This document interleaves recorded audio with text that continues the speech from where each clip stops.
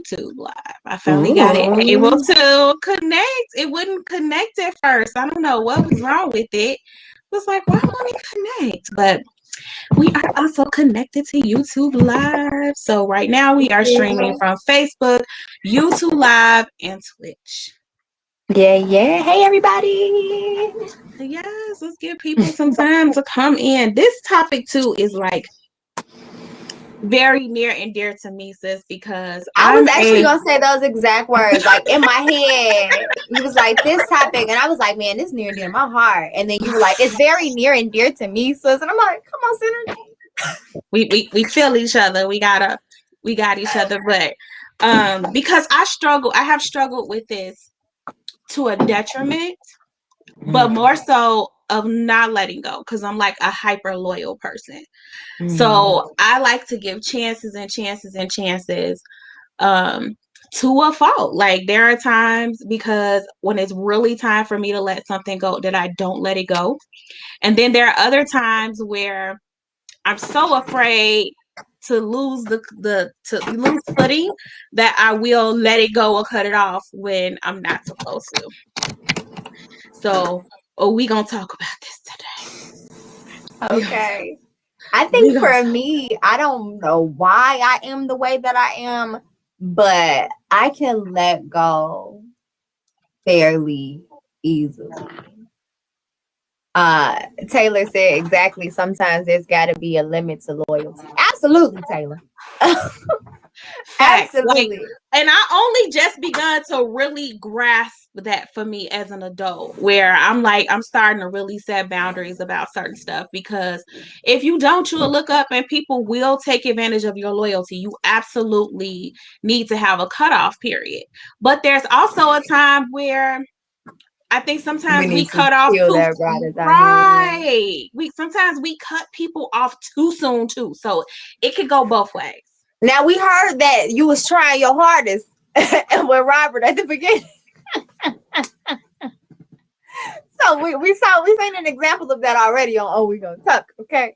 But at the same time, I feel like it's sometimes we hold on for dear life, and I always refer back to, and I'm not gonna say I'm not the hugest fan, but artistically, I don't feel like he's the best. But what he's done for the culture and media is awesome. Tyler Perry. What he said in one of his Madea movies, I can't remember which one.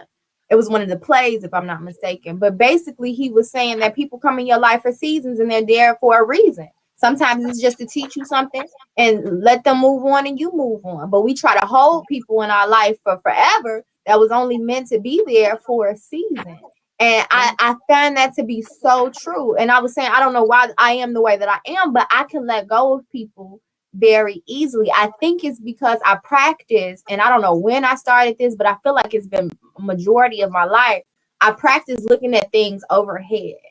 So I look at what roles I play. I look at what roles other people play. I look at what circumstances play. I look at the whole thing, and I analyze, and I go, okay, nah, this ain't where I need to be. I'm sorry, Dre came in a little sooner than we expected. Hello, hey, how you doing, everybody? Y'all ready for this topic? Taylor already cutting up in the comments. I see her. I just was telling Nat, I was like, Dre said he got a lot to say about this, but this is a real deep topic for him, but he might be running a little late. But you ain't late. You on time. Right. Well, we ended up closing out early, so that was cool. And I don't have a lot to say. I have personal opinionated view. It might not be a lot. I want to hear what people gonna say first, but I got my, I want to hear how you set it up. Also, this beard is coming in nicely, sir. Oh, thank you. Yes. Are we already preparing for Dreezy clothes? I can't really cut that bad boy off because of that. True. Like, it's about to start. It's about to start up. So it's gonna be like this, forever. I can't. I shave it down like after Christmas. I damn near cut it off after Christmas. I don't want to see a beard, but it's back now. Well, welcome back, beard gang, gang, bang gang, beard gang. So it's 8:01. I know we started jumping right into this topic. Normally we shoot the shit for a little bit, but I was just like, this topic in particular is real deep for me because, like I said, I've struggled apparently on both spectrums. So I've struggled with keep giving too many chances and not letting go when needing to. And I've struggled with running away and wanting to do the cutoff when I probably shouldn't. And to your point, Natalie, yes, I have, shared those times where that even included my mate, my husband, so with Robert. So it's a work in progress of finding that. So welcome, Dre. We getting people to come in. Come on in, y'all. Welcome, welcome, welcome. So we gonna talk on Wednesday. We gonna talk about this today. Oh, we gonna talk about it. Who says yes? And I am so serious about this topic. I wrote questions. What? Y'all know I wrote questions in my pen. Come on. You got your book and your pen. So, I'm gonna sit it down today. You got questions. I got questions. Got questions. And I posted a couple of these questions just to kind of get everybody else's opinion and to see what people would say.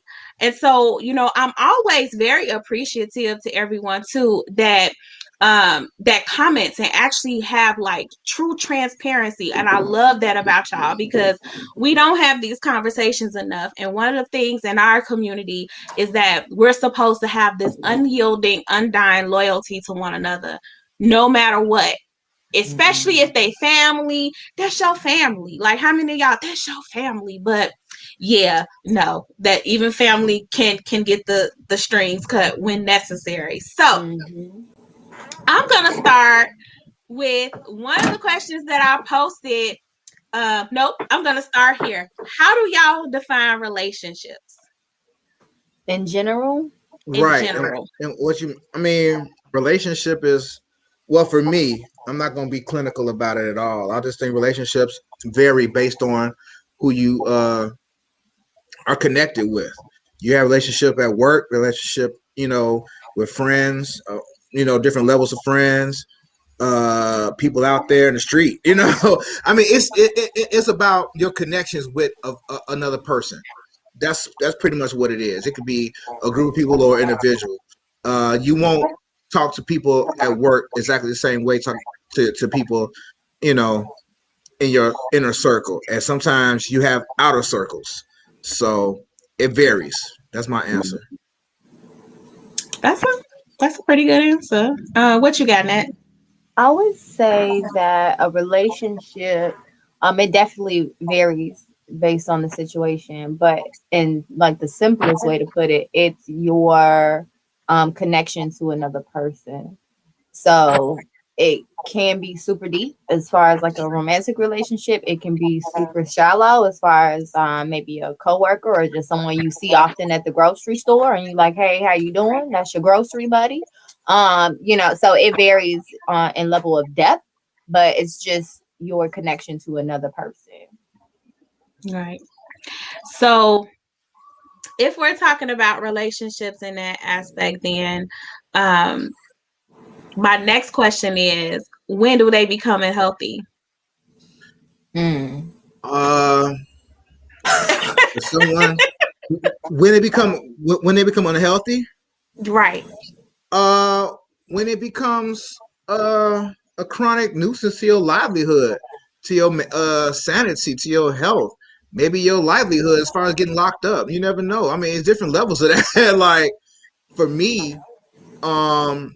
For me, I feel that if it's to a point to where you dread talking to them, you dread seeing them, it's not fun, it's draining, then as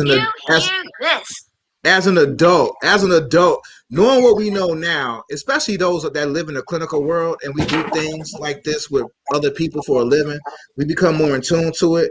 But a lot of people aren't in tune to it, so they just keep going because they go off of loyalty and everything else because they value, or they have their sense of value for friendship, and they have their sense of code or whatever, their personal code, so to speak, so they stick it out. But for those who are indoctrinated into this world, we see things differently, we know things differently, and we put attachments to it, terms to it, so we know better. Like toxic is not a normal word. It is a word that's derived from therapeutic world. It's not something that people just go out and say, unless they know where it comes from and everything. So when things become unhealthy, it's because it, to me, is to a point to where you're just drained and it's not conducive to your peace. Maintain your peace, So that's it. I want to agree wholeheartedly, but I'm not going to slide past this comment that Shantae just had a birthday. Shantae just had a birthday. Shantae just had a birthday. Yes, you did. Yes, you did. I turned 25. Again. We didn't have to add the extra. Oh, okay. We already. Okay. It's forever 25. Like forever 21, forever 25. Forever 25. Okay. Mm-hmm. Why we even had to do that? Like y'all could have just dropped the again. You just could have rolled with it. Or bad. You're right. Right. I still love y'all. Happy birthday again, sis. Thank y'all so much. I appreciate it. We go ahead and answer this question, but I want to just slide back. I see you. Because she absolutely right. And that's not Nika Fu. She killed it at the mother to daughter heart to heart panel discussion with baby girl Naraya. Okay. Girl, that's a whole nother topic, and we will absolutely talk about that too, because with that conversation, blah blah blah. Look, I got tons of that. That conversation actually continued even after between her and I with stuff, and just trying to get her to understand, like, you be thinking I don't be caring about what you say, but just because you tell me what you want doesn't mean that I'm gonna be able to, to do that. I still have to act in your best interest. But that's a whole nother topic. We're gonna talk about that, I guess, too, at some point again, right? On how to consider, and draw the line on boundaries with your kids, because that's a really important topic as well. But you were saying that you wholeheartedly agree with Dre's definition. I wholeheartedly agree with Dre. One, because like he said, for if you know, and when we know, we assume that everybody else does as well, but that is not the case. I was just actually the other day, y'all know him, Russia, my best friend. I was talking to him the other day, and he was telling me about an experience where he was talking to a young lady, and he was like, I think I should stop talking to her. I was like, what happened? And he started to tell me, and he's like, basically, I didn't realize until like this week that she was draining me and irritating me. And I was like, well, that'd be a good sign that you need to stop talking to her. And then he started telling me the situations, and I was like, no, stop that. Right. And we sometimes are in stuff and we don't realize, and I did it, and I know, it can happen to all of us, where you are in something and you're so far in it that you are missing all of the disrespect, all of the neglect, all of the things that we should be swerving. When you're in it, a lot of times we miss all of that. And sometimes based on our connection or how we feel, we miss it from the beginning until one day we wake up and be like, no, this isn't right. So I wholeheartedly agree that when it's draining, it's time to leave. When it's not respectful, it's time to leave. If it's hitting those points on your non-negotiable for you to be happy in any relationship, it's time for you to leave. And I think a lot of times people get caught up. And then the other half of the time, they don't even know that that's not normal. They think it's normal to be in a relationship where people are cheating. They think it's normal to be in a relationship where you're getting cussed out. Some people think it's normal to be in a relationship where you're getting abused emotionally, mentally, or physically, And I just want y'all to know, if y'all watching today and you ain't never heard it before, none of that is okay. And it's not normal. And it's not normal. And we need to stand on how we want to be treated and how we treat other people. Because simply, if I'm giving 200% and you only getting 50 back, and that's the norm, that's the baseline, then that's probably not the relationship to you. Even if that's the nicest person in the world, that's probably not the person for you, because you're going to end up depleted. So like really looking at what is given and what is gotten out of the relationship. And not saying you're gonna always get a whole lot or even equal, because it's ebbs and flows in relationships. Somebody got to be the support. And I'm this family relationship, this friend relationship, sometimes co-worker relationship. There's going to be ebbs and flows where someone is going to have to give more. But the norm shouldn't be you always going above and beyond and the other person coming up short. And if that's the case and you got a headache after you talk to them and and they disrespecting you or all this other stuff, protect your peace, like Dre said, is mandatory. It's not optional, because there's billions of people out here in the world. You can find a new friend. You can find a new good thing. So can I tell? Wait, hold on. I need to give my definition of relationship. Do I get to do? Oh, do I get to talk?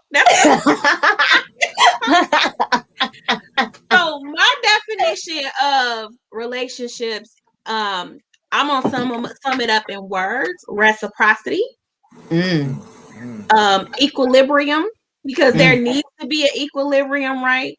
And it should. So back to the ebb and flow of what you said, there's gonna be good and bad. There's gonna be flaws, but flaws are very different from habits. So healthy habits. And to your other point about things being overlooked when they're unhealthy, I think a lot of that is because of examples that we have both in our families, both in the media, because passion is very much misrepresented. In a healthy type of passion is very misrepresented in media. So kids and teenagers very young have this very wrong understanding of what relationships and what love should look like. Absolutely. They base it off of what they see, which has a lot of ebb and not a whole lot of flow. Come on, speak your truth. Be true. And nothing but it. I think all of that plays a huge role in that. And so for me, that is the definition of relationships. And yes, sometimes you're going to have to be the strong one. You're going to be the one that gets leaned on. But when it's you are the person that's doing that all the time, that is an unhealthy relationship. And then another one is growth. So like, it's one thing to make mistakes, to have the ebb in the relationship, right? Your friendships, your romantic relationships, your work relationships, whatever relationships you have. But when people don't acknowledge their wrongs and they don't correct their behaviors, that is no longer a relationship. It's abuse. It's abuse. Yeah. Can I say something with that real quick? Go ahead. We got you, Dre. I agree with you 100%. I agree with you. I also believe that sometimes, like men, and I'm speaking as a man, we don't see it as that as much for our connections as abuse. We just look at it as something else. I can't put a title on it, but it's clinically, therapeutically speaking, it's abuse. But we don't see it as that because we don't think in that, on those terms. It just don't vibe. It just don't mesh. Like when you say that, I'm thinking about friendships that have come and gone, and why they've come and gone. And the main thing that you said was growth. Sometimes you grow past, your boundaries with people, and then you just move on. It is what it is. I mean, do you want to see them do you want them to hang out with you? Do you want them to do what you do? Of course. But if that's not their thing, for you to make them acquiesce to your needs, you're being abusive to them, even if it's something positive for that matter. It's just not their thing. And if you want them to do it to a point to where you're like leveraging your friendship or leveraging, your connection to them because they're not doing this for whatever reason, you're just as bad as them. It's just peer pressure, not in the same realm. So if you around somebody that, that does something destructive and you don't want to mess with that, you know how to spin them and do whatever. But if you want them to do something that's not destructive and you do the same, you treat them the same way, both of y'all are not winning. So it's just best to, you send the invite, let go, and you let go. Right. And you let go. And if they come and see, that's the thing. We don't, as a man, I don't look at it as cutting off because I could see them in the street. I could see them years from now and still have love and still be like, yo, what's good? What's going on? How your mama and them? And not necessarily feel like you cutting them off. But that's letting go. But I think people have a misunderstanding of what there's different types of cutoff, right? Okay. So you can cut somebody off completely where there's no communication. This person is not a part of your world whatsoever. And then you can cut off people emotionally.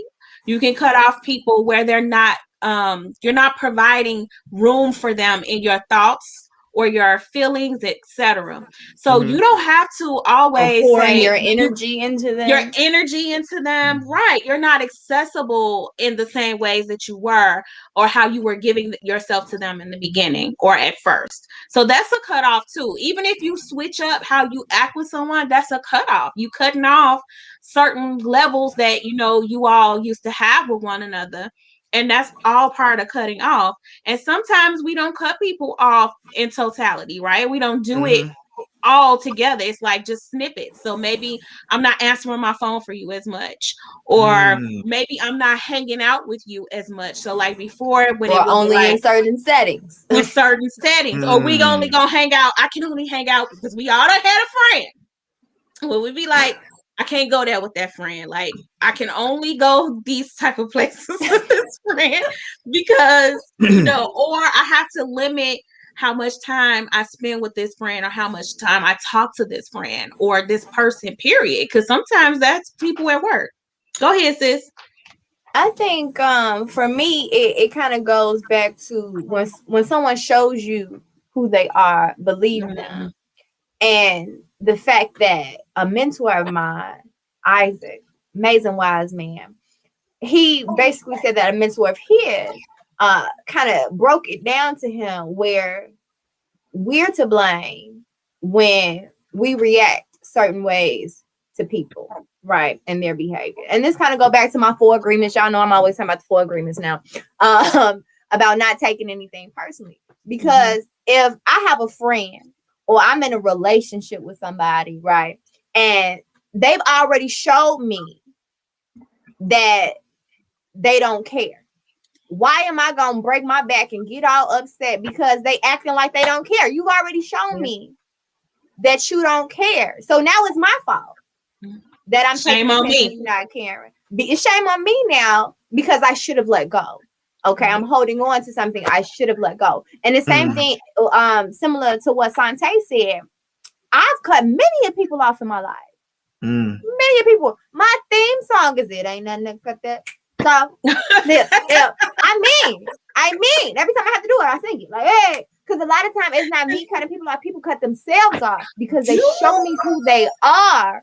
And I go, oh, okay. And I move accordingly. And the best thing about it is it's no love lost. I think a lot of people attach emotions to cutting people off.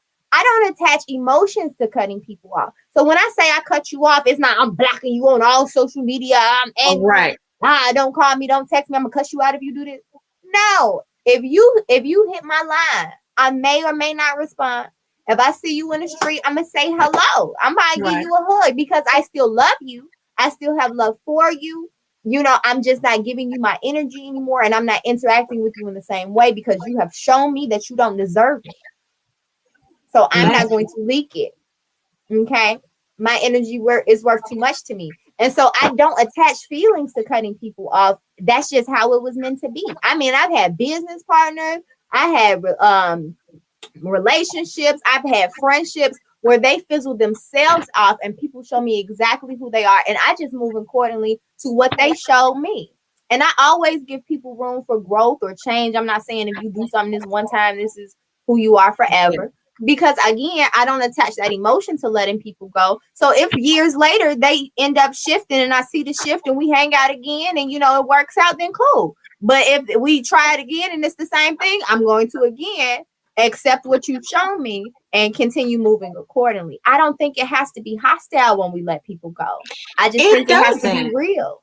And it doesn't even have to be devoid of emotion when you cut somebody off. Sometimes it's gonna hurt you to cut that person off. Sometimes you do have to mourn the loss of that relationship for whatever it meant to you. So it's okay to cut off and not have no sweat off your tits, right? But it's also okay that it hurts a little bit to let that relationship go because, especially if that person has been a big part of your life. So while I've accepted and recognized that this was probably the best thing, it doesn't mean that when those relationships ended, they didn't bother me of some sort, or that I didn't still have pain from how it became apparent that this relationship needed to be let go, because sometimes it takes a lot to get to that point. At least for me, I'm one of them people where I love to forgive. I don't forget, but I love to forgive. And so if I can see that somebody's willing to change and do better, because apologies are an action, they're not just a word. Like, I don't want to just Can hear you run the that word. back for the people in the back, sis? I say it. Apologies are action words. They are verbs. Okay. They are They're verbs. what you do. It's what you do. So they're not just words. Not when you're sorry, you have to be sorry. So that means you have to change the behavior. So I love to give people the opportunity to change the behavior, because sometimes how we behave is a part of our trauma. And it takes a little bit longer for us to correct the behavior. But I need to see the effort in it. Like, I need to see the work. And so it's not enough to be like, I'm sorry, I'm going to do better. I need to see the action. I need to see that you actually trying to be sorry and not make those same decisions. Exactly. And not make those same decisions over and over. But I think it's hard sometimes letting go of relationships, especially when you have time invested. So one of the questions that I asked on my page this week was about, have anyone stayed in some sort of connection or relationship with somebody just because of invested time? Yes. I mean, I think we all have to some degree. Yes. So if you felt comfortable sharing, what was that like for you? And what made you finally say, F that time? Because you got to get to that point where it's like, man, I'm giving more time. F that time. Like, I'm giving more time and effort. So what was that? You don't have to go into detail, about who it was and then like that. What the Dre, situation you want to go was. first, or you want me to go first? I'm gonna go first. I can point to the dog that hurt me. Okay, you can say point to the dog, like right here. That's what it hurt me. No, but I mean, mostly that connection have mostly been with sisters that I've dated or liked. You could say, investing your time and energy and stuff like that, doing things, not realizing the concept of what it means to be used, because you don't think of it like that. Because you thinking I don't use you, so why would you use me? So naive back then. Oh my God! If I can go back in time, I would beat the hell out of myself. I swear. Get in the DeLorean, be like, what are you doing? What the hell are you doing? What are you doing? No, but I mean, doing? That's pretty much about it. Because at the time I did not have nearly as amount of self-esteem that I have now. And that's a lot. I still have my moments, but not like back then. So self-worth, none of that being able to say, you know what, I'm too good for this. I don't need this. You just take it because, you take it because you think that's what you have to do. And I'm talking about for me as a male, because I've been trying to be like a gentleman as opposed to a dog personality. That was me. A dog personality wouldn't give a shit. Excuse me for saying. They'd be like, whatever, very derogatory attitude towards women. I did not have that attitude. I didn't want to incorporate that attitude. So I kind of just dealt with it because I'm thinking that's what you're supposed to do. Not realizing, no, you deserve more. You deserve better. So once you started to have more faith and confidence in yourself, and then he's like, okay, you know what? I don't need this. And you can step away without having to look back. You know what I mean? And it's not even a issue. There are people to this day that don't realize I don't fuck with them. Like to this day, they don't realize I can see them or I don't see them, or they hit me up on social media or whatever the case may be. And I'm respectful, I'm cordial and everything. But, I'm not going to invest my time. Definitely not going to invest no money. I'm not going to invest anything into a high-end buy situation because that's where I'm at, and I'm okay with that. Because I'm not, now we in the same circle and I see you and we talk and everything is cool and I see that you've changed or I'm able or whatever, because I don't see myself changing in the fact that I didn't do nothing wrong. Now, if I did something wrong, then yeah, I'll accept that. But if I know for a fact that you were the one out of pocket, you were the user, you were the abuser, you were everything that was pretty much toxic to me, if you still on that level, then I'm gonna see where you at. But everybody deserves a chance to change. So I kind of have that, my back pocket. But I don't, subscribe to it too hard because, some people don't change. So you gotta, but you gotta see where they at. You gotta give them a chance. And give them a chance. And you can't bank on that change. I feel like a lot of people who invest time banking on the fact that if I do this, this person will do this. If I do this, if I show you, then you will know how to treat me. Wait, hold on. Hold on. Let me raise my hand. And also because it was me. A lot of people hold on to stuff, especially in romantic relationships, because sometimes we have this misunderstanding. I don't know where the hell it came from. So let's just shoot it and bury it in the backyard right now, y'all. But this thing is that I'm not going to be the one to go through all of this. And then when they get their shit together, so reap the benefits of all my hard work and labor. Baby. The hell with that. Bump that. Listen, I say once I'm going, I hope you were a better person because of me. Damn it, I know it. Okay. I know you ain't the man you walked in there. Okay. So I know come on, drum. Girl, need some mask. Come on, I know it's a drum this second. In this moment, it's a drum. Okay. Getting the band together. Dre, where you at? You beatboxing or something? What you doing? Hustle and flow. Come on. Falsetto. Where we at? Come on. But you're right. For real, I know that you're gonna be a better man after me because I know the type of woman I am, and I saw you when you walk in, and I opened the door for you to walk out. So I know she gonna get a better man, and I'm okay with that. And I hope she puts in as much energy as I did to make you even better, if that's a thing. Long as I ain't got to give you that energy no more. I don't care who gets the rest. Okay, I done did my time. I don't want it back. I'm not going back. You can't pay me. You can't. That's how I feel about it. That's how I feel about it. And to Anika's point, you got to forgive yourself when you invested that time too. Yes. So like, if you have invested that time and probably more time than you should have invested, and you thinking like, man, I don't put up with all this and they still ain't changed, forgive yourself, sis, bro. Let it go.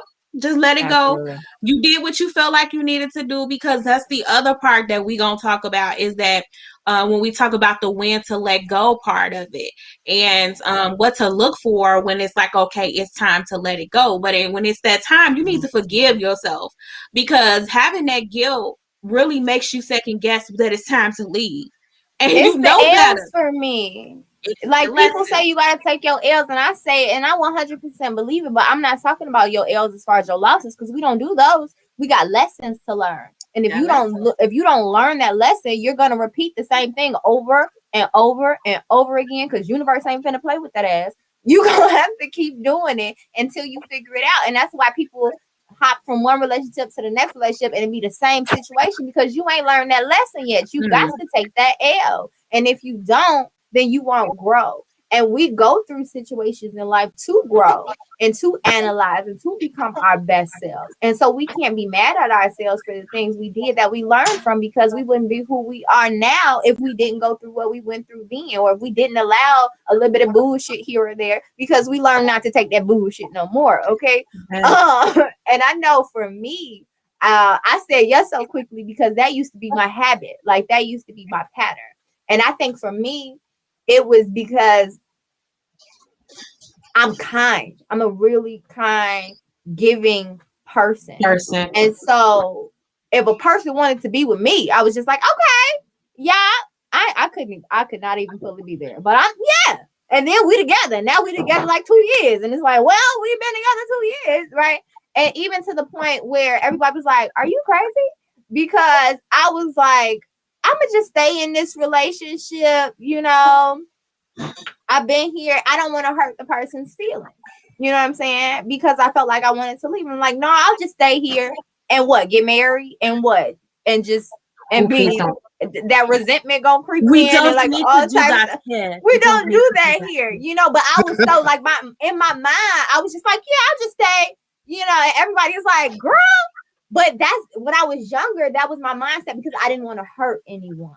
I think it was kind of like what Dre was saying, being that nice guy. Though. You was hurting. But you don't look at it. I had to realize I was like hurting me. You was I just didn't want to inflict pain on that other person and now I'm a trauma that they have to heal from. You know what I'm saying? But here's the thing, though, it's more traumatic for them. If you keep letting the time pass and you can't love them in the space that one they're asking to be loved in, two, and that's what I had to realize. And I had to let people go in that way. And, you know, some took it good, some took it the other way. But again, I didn't learn my lesson right away. So I did it like multiple times. And I had to let over the head. Right. Universe was like, all right. You already learned the last time. All right. You know, and so I had to learn my lesson. And eventually I did.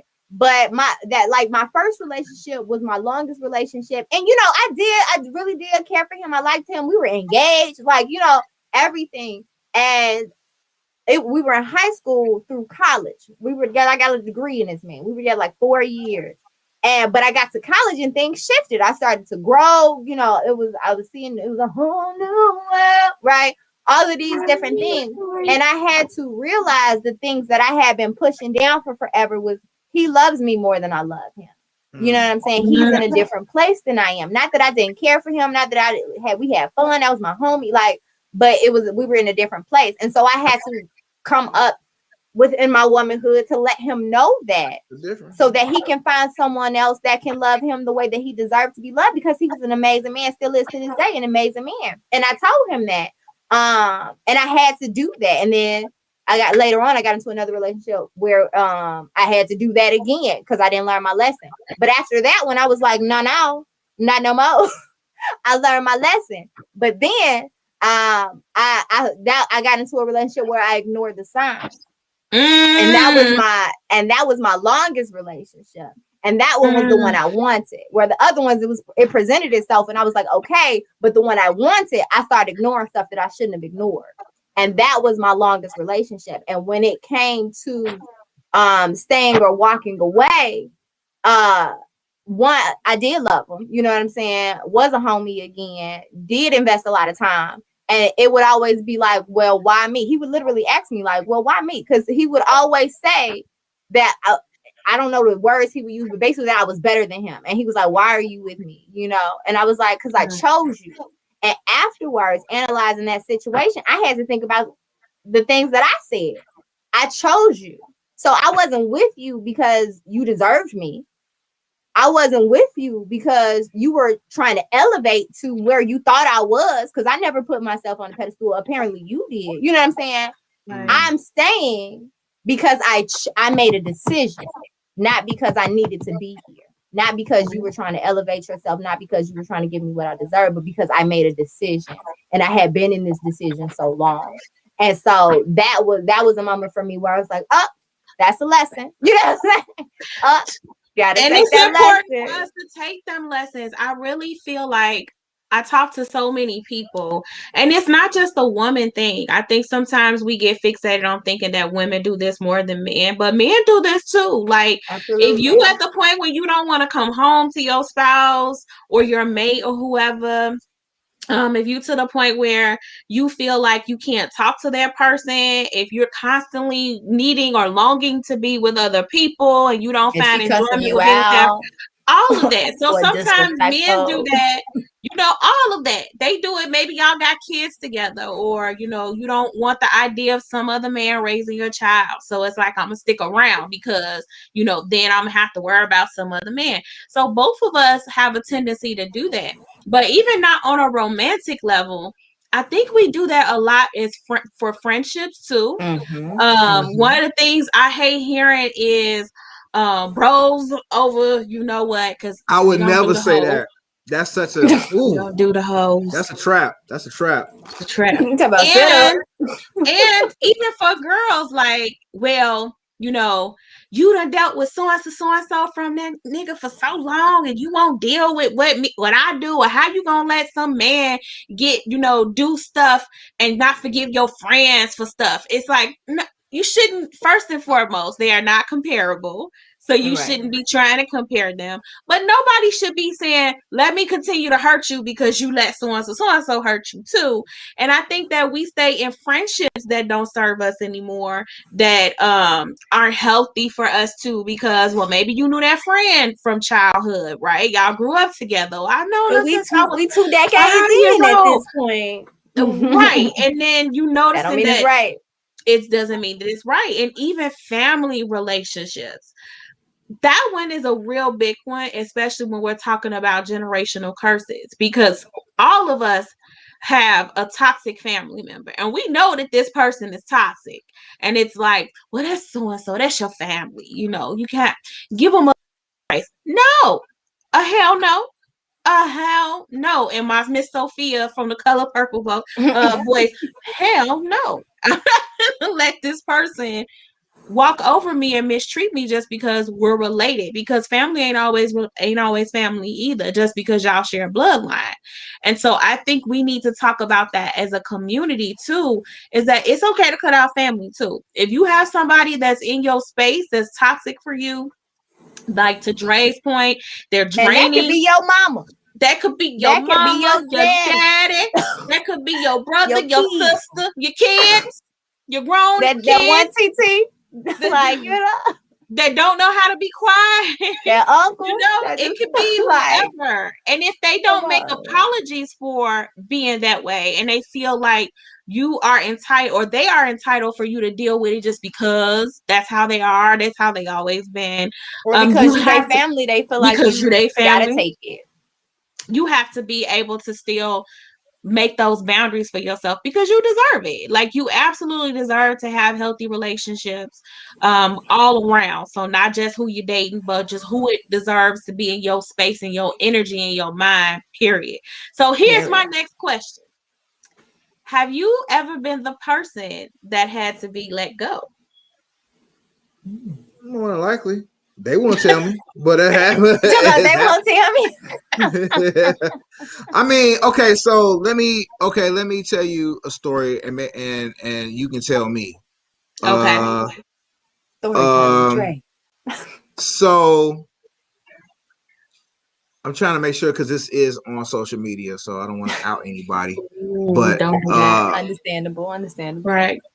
So a friend of mine was dating another friend of mine. They were both, dating, and it was pretty much a cute couple dynamic and everything. Eventually, it went sour. It went sour, and then he pretty much cut off. We were all a part of this unit, this crew. Okay. Mm-hmm. It's been a splinter cell since. It's been splintered a lot since then, but I digress. But he kind of like just cut everybody off and disappeared. At one point in time, he had got sick, and we was like, well, we didn't know you was sick. What happened? And he was like, kind of like mad because we didn't like check on him because he was sick. But he cut us off, so nobody knew he was sick. And to this day, our relationship is I don't want to say is dead, because if I see him, hopefully it'll be love, because we have other connections that's supposed to bind us together. But I think that was the first time in a long time where I felt as though I did not deserve to be cut off. Normally I'm like, whatever, my feelings be hurt, I move on, whatever. But this is the first time where I felt as though, I didn't deserve, a lot of us didn't deserve that treatment, because he broke up with this girl. Now, I don't know what was the other issue with that, but from what I understand, that was the it. I mean, they broke up, and then you were entitled. He's entitled to his feelings and how he felt about it and everything, because he was in love and all that other cool stuff. So I get it. I get being upset, but the way that it happened, the way that it went down, like we were at a barbecue. I never forget this. It was me and my sister, and it was him, and it was a big place, but we was all like there together. Mm-hmm. He stood on the other end of the park and just stared at us like okay, like, hey, what's up, friend? Like, what's up, brother? What's up? And then he never made an attempt. And then so me at the time, in like retaliation, I'm like, well, he not making no step, I'm not making no step. And that was my thought process about it. But to this day, we just ain't no sense of us being. I don't know why we got disconnected over this. If it was something else, I would never know. And since we're not around each other to see each other in that capacity, I don't know what'll happen if we see each other. Will it be love? Will it be toxic? Will it be hostile? I don't know. But that's the only thing I could think of recently in my life where I'm like, I don't know what happened, and I don't think we deserve that treatment. But it is what it is. So that's that story right there. I think some people cut people off for their own reasons. Like, I think a lot of time, again, going back to not taking things personally, like, we never fully know what's going on in somebody else's head. We never know their story, what they've been through. So when they do certain things, it might be a safety mechanism that they've been doing for forever. It may be, some things that they have in their head. It may have nothing to do with you. It may just be what he needed in that moment. So sometimes we just got to take those L's too. Like, okay, do what's best for you, because we can't dictate or control other people. I've had, I can only think of one situation where I was cut off. And I was like, hold on 1 second, Nat, because I was wanting to comment on that piece that you just said about not knowing what other people are going through. So I know when I have cut off relationships, for some people, to them, it may have seemed like it was just sudden. But when I started to really cut off some of my relationships is when I went through a really, really, really bad point in life. And I'm not the ring your phone and bother you type of friend. Like, I'm usually the friend that answers the calls, but I'm going to try and deal with my stuff on my own unless I just really need to vent. And so I also don't want to bring a negative space or energy to anyone else's space, because energy transfers, right? So I could be contagious. And so I also try to exercise, I guess, that consideration for everybody else's happy space, their peace, etc. But when you start to look up and you like, don't nobody call. So it's one thing to not want to bug somebody and call them. But then when nobody calls you ever and just say, how are you doing? Like, I haven't heard from you in a while. Are you okay? Are things going on? I get real quiet. So I don't post on social media as much.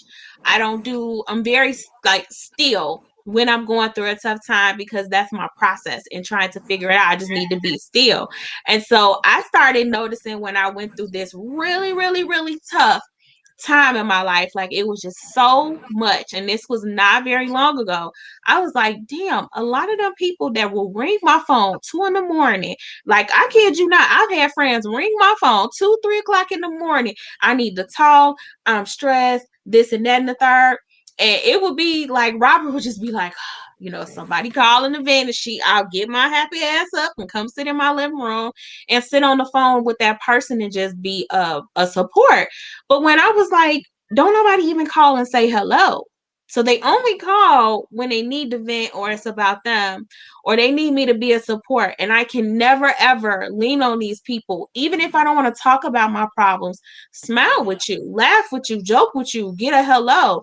And so you got to cut that shit off too. If you're always the one showing up for people and they are never showing up for you, and yes, they may not show up for you how you show up for people, because you also don't want to set yourself up to walk into any relationship or situation expecting yourself, because you're not in a relationship with yourself. So reciprocity doesn't look like a duplicate of you. It's not a replica of who you are. It just means that person, it's right. It's their way. They're showing up for you in however way they can show up for you. And you feel showed up for. You feel their presence. You feel like they're arriving for you. But if you are the person that's doing the calling, if you are the person that's always showing up for other people and that person, you need to let that go too, because that absolutely is not what it should look like. That is not a healthy relationship, whether they cussing you out or saying mean things or not. If you are always the person that shows up and nobody shows up for you, that needs to be for consideration. But you were saying about your time where you may have been the person. Go ahead, sis. I just want to make a comment on what you said. It's typically the givers who are the ones left standing or alone, or like the strong one of the group, whatever that means for that group, but the strong one of the group, because everyone gets so used to them being the shoulder, they don't think about them needing a shoulder. And so a lot of times it's that nice one or that strong one in the group that's left standing alone. And one thing that I appreciate about my friend circle is the check. Like, we gonna check each other in love. We ain't gonna cuss each other out, but it's gonna be like, hey sis, you I feel like you slipping a little bit. What's going on? You know what I'm saying? Right. Like, you know, what's happening with this? Or you're not moving the same. What's going on? Just checking in. Like, I'm noticing some stuff. What's up with that? So that we can. It's not like an automatic cutoff, but it's like we either gonna fix this or we gotta decide what's next, because I see this and it's a thing and we need to talk about it. And I really appreciate that. But I mean, you do have friends that just call when they got something going on, whether it's good or bad, you know what I'm saying? And I have friends that's like, I don't want to call you when I'm going through some stuff because you always happy. And I'm like, first of all, I'm not always happy. You know, but then second of all, you can come to me with whatever and know that I got you, you know. And then I got friends that, you know, that cry on my shoulder often, and they like, you know, you gonna always have a word to say. So it really just depends. But again, that person needs to be the person that can call on somebody else, even if it's not frequently, even if it's not often. You should feel like you can call and be heard when you need to be heard, or that somebody's gonna call and check on you when some things may be a little off, or they notice some things may be a little bit off. I think the pay attention meter has to be in every direction in a group of friends for that reciprocity to be there. But the scenario that I was going to give, I'm not sure I did anything wrong, but I think to Dre's story, it was a situation where that person had to cut me off for a reason. And I also saw it as a time in my life where that was going to happen anyway. And again, I look at things from an aerial view. So it was a high school friend. We were friends in high school, really close. Then went to college. We had a gap where we really didn't talk to each other. Every blue moon, we would reach out. Nothing shifted too heavy like it was a disrupt, but you know, life happens. And then I took a year off from school, so I was home for a little bit. So we started reconnecting, kicking it again, and all of that. And when we would kick it, it was, you know, we was turning up. We was on a party tip, you know what I'm saying? Right. But I was in a point in my life where I was shifting. And I was actually, I manifest a lot of things in my life. And I believe in that, the energy you put out and what you manifest. And so I was manifesting a shift within myself that came. And so I was working a business. And she was like, she was down. She was going to, you know, do the business. And so she wasn't reaching out. Like, I was texting her. I was hitting her up. And she wasn't reaching out. And so, you know, I sent her a text like, look, sis, you know, let me know what's going on. You know, you ain't got to dodge phone calls or text messages or whatever, you know. You ain't got to run. You ain't got to tell me. Just tell me what's up. And then I'm going to be cool regardless. You know what I'm saying? But you ain't got to dodge. Just let me know what's going on. And like literally never got a reply to this day. And this was in 2014, 20. Wow. 20, you know, to this day, haven't got a reply. And so I chopped that up as, again, that was my party friend. You know what I'm saying? I was shifting in places that she probably wasn't ready to shift. You know what I'm saying? Yeah. And different things like that. And that's another reason why I gave her out. I'm like, just let me know, sis. Wherever you at, let me know. Because I'm not going to force anybody to do anything. Because I believe everything happens for a reason. And so that was another thing where I believe that everything happens for a reason. And like she had moved out of the state, and like she had, because we still friends on Facebook again. We don't block each other while I don't do all of that extra stuff. Right. And so every once in a while I still check in, like, all right, she's doing good, because I'm still close with her family. So I may still talk to her grandmother, because we were together since high school, her sister, her mama, we all friends on Facebook. So I still check in to see if she's good. But to this day, we haven't spoken since that text message. And so I chopped it up to that's where it needed to be at that time. And I didn't take it personal. And I was like, it was probably where she was and had nothing to do with me. But I got to accept that. But I can't think of a time where I feel like I was in the wrong and had to be let go. I don't know if that's what that said, but I can't think of it. Trust me. There's somebody out there right now. I feel like they needed to let you go. Y'all let me know. Communicate. They're looking at you. They're looking at you. Like, they're looking at your old picture like this, like she lying. Because I had to let her. I mean, I'm open. So if I did something, I would hope somebody would hit me in the inbox and be like, Natalie, you remember this one time in 3rd grade? Like, if it was something, let me know so I can say sorry, so I can think about it and reflect on myself. Like, I want to know when I did something wrong to somebody. I'm not the type that's of the thing. But that's the thing. Like people, they have their vice and they have their beef. And even if you hear it, even if you apologize for the sake of being apologetic, some people look at it like you don't have to apologize because that's not your thing. That's their thing. That's their issue. To this day, I had nothing to do with my man's relationship. Like, that's my brother. I wanted him to be happy. It didn't work out. It's cool. But our relationship was supposed to transcend that relationship. And I'm going to just go ahead and just say it. You know what I'm saying? We have a Masonic bond. And to me, Masonry, goes beyond some of this stuff. And you know what I'm saying? So we were supposed to be tight, you know what I'm saying? So when that happened, I'm like, well, above all else, at least we got this. Not anymore. So to me, that's like a violation. I feel like I wouldn't do it. And so I'm in the mode of, if I wouldn't do it, you shouldn't do it, so to speak. But it's not fair, but that's how I think sometimes. But at least you know. At least I know. We appreciate your transparency. But that's what happened. But that's what happened. And it's like, damn, I get, this situation, but we can be at the lodge and we could be, cracking a beer about it. Like, man, because I'm supposed to be there for you, to have your back in these situations, to support you and be like, man, it's going to be all right. But he never allowed that. So but that kind of comes down to the topic of letting go. Some people can't let go. And like on his side of it, he couldn't let go of what happened within that relationship for it to transcend for you all. He just know that you was there when he was in the relationship. So now the relationship over. So he just he couldn't let it go. And I think that's a thing too. And family situations and friend situations, I think a lot of times it be some stuff in the back of people's head that they maybe never say, that they feeling that they not letting go of. Even if they don't let the person go, it be some stuff back there.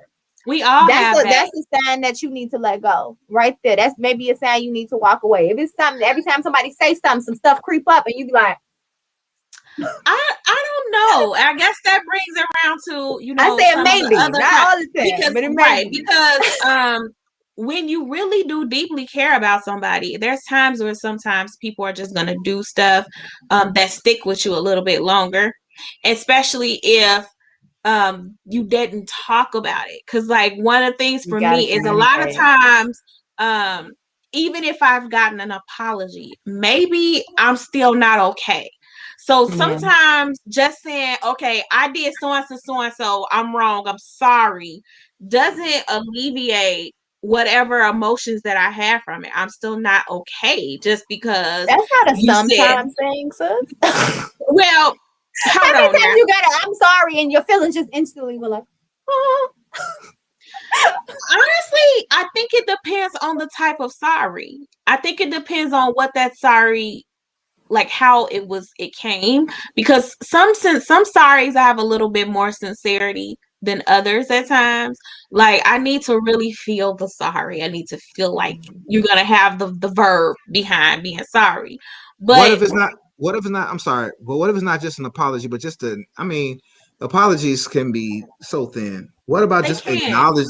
What about acknowledging the fact that I'm hurt?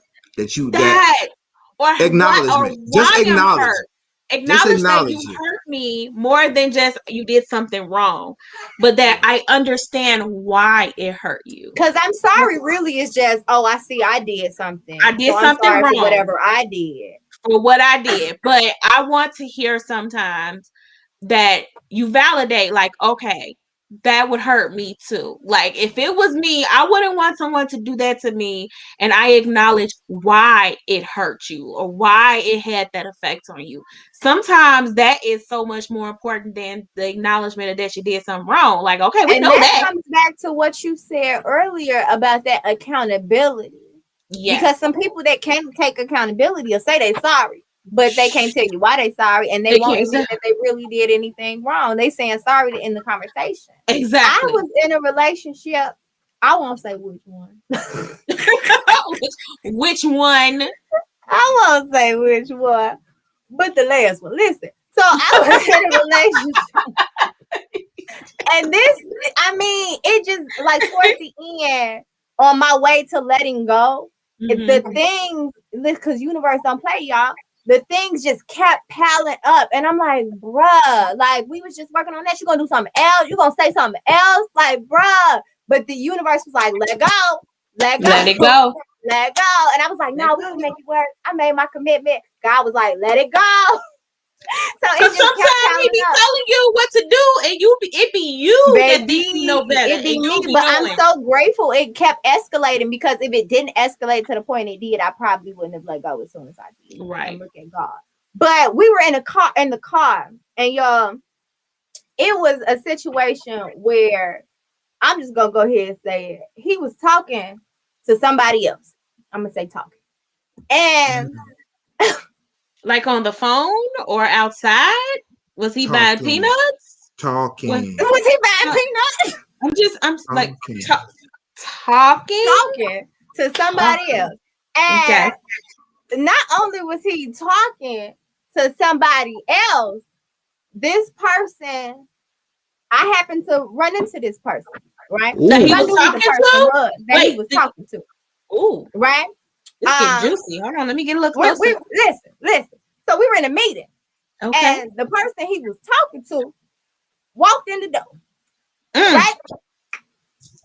So I was having a good time before the end. Listen, I was taking notes. It was good, cracking jokes. Y'all know me. And you love taking notes. So somebody come in. You feel me? They mess up your note taking. This is a problem. Note taking. So the young lady walks into the room, and I turn, and the room was full. So the only empty space that was in the room was right next to me. Oh shit!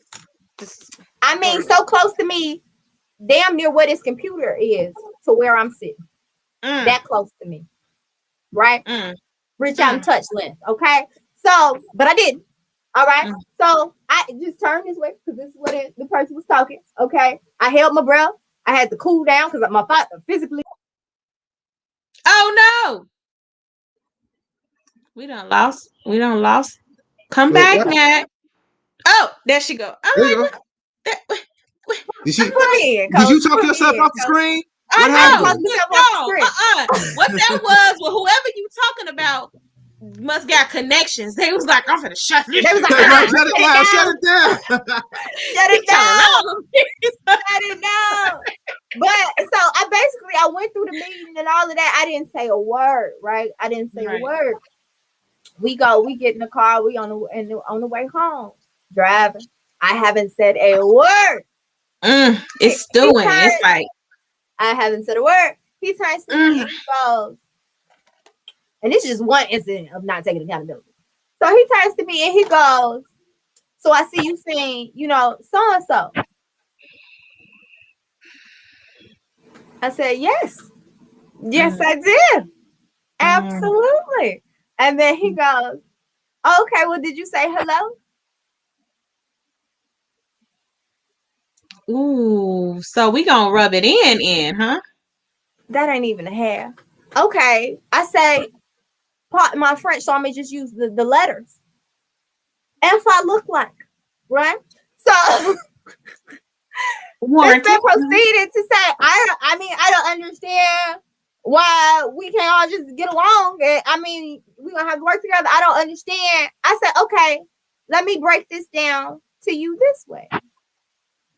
If it was me, you got to do role reversal, put them in the shoes, right?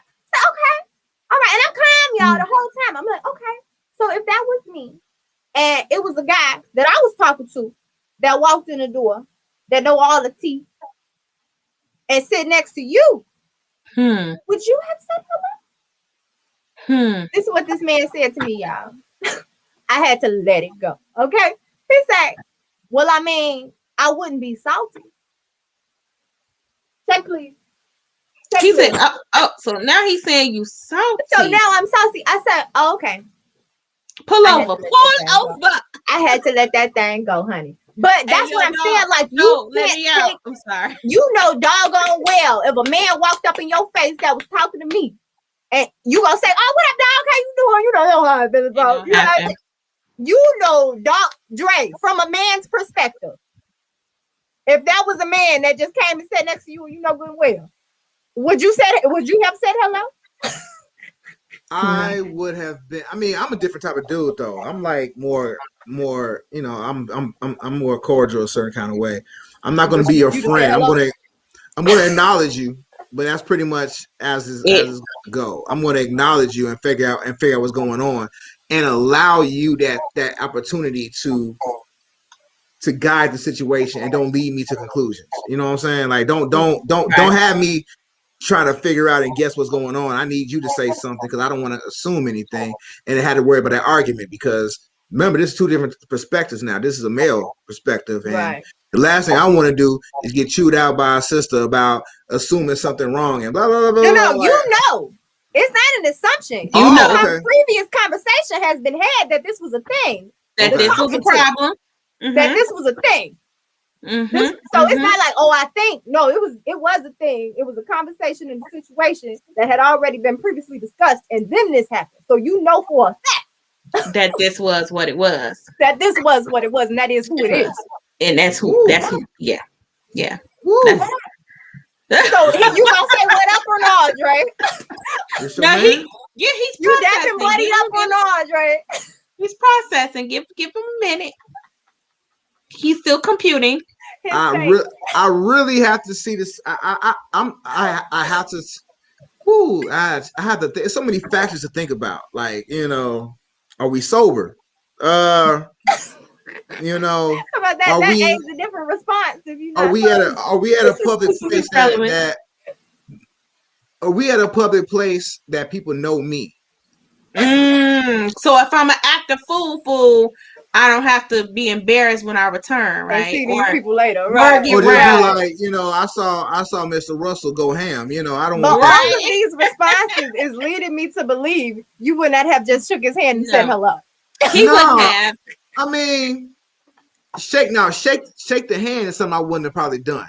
Because if I don't respect you, I would not shake your hand. I will say, I'll give you the head nod, the cordial head nod, and be like, "How you doing?" I see you. And leave it right. I see you, and leave it at that. And then that nonverbal cue is enough for the other person to pick up on situation, and hopefully they would, vacate the area because I'm not going to shake your hand and do that because I've actually done that. Well, I've been around someone who actually came at me wrong, and I haven't seen him in a while, and now we're like in certain circles and we see each other. He's like, "Hey, Dre." I say, "Hey." I don't even say his name. I'm like, "Hey, what's up?" And then he was like, I reach his hand. I give him keep moving. Right. You don't even get the fist. You get the bow. Right. You get that, but I don't say nothing to him past that point. We are in the same room with both people that we love and respect. He'll say something, I don't acknowledge him. You see what I'm saying? But you just, I have a few relationships. I guess it wouldn't be a relationship, but where it's like that, and it's just like an acknowledgement of you exist. But when it comes to real interaction, like it's not authentic interaction.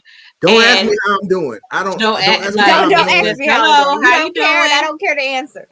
Like it's that almost like that principle where you can't walk in somebody's house and not speak because you know your mama gonna give you a backhand like you can't walk in a room with somebody and not speak. So you feel like it's etiquette to say hi, but other than that, like you don't rock with the person. Because it's insta beef if you walk into a room and say hello to 15 other people and then just look at them. Because then that's very deliberate. And then not only is it deliberate, calculated.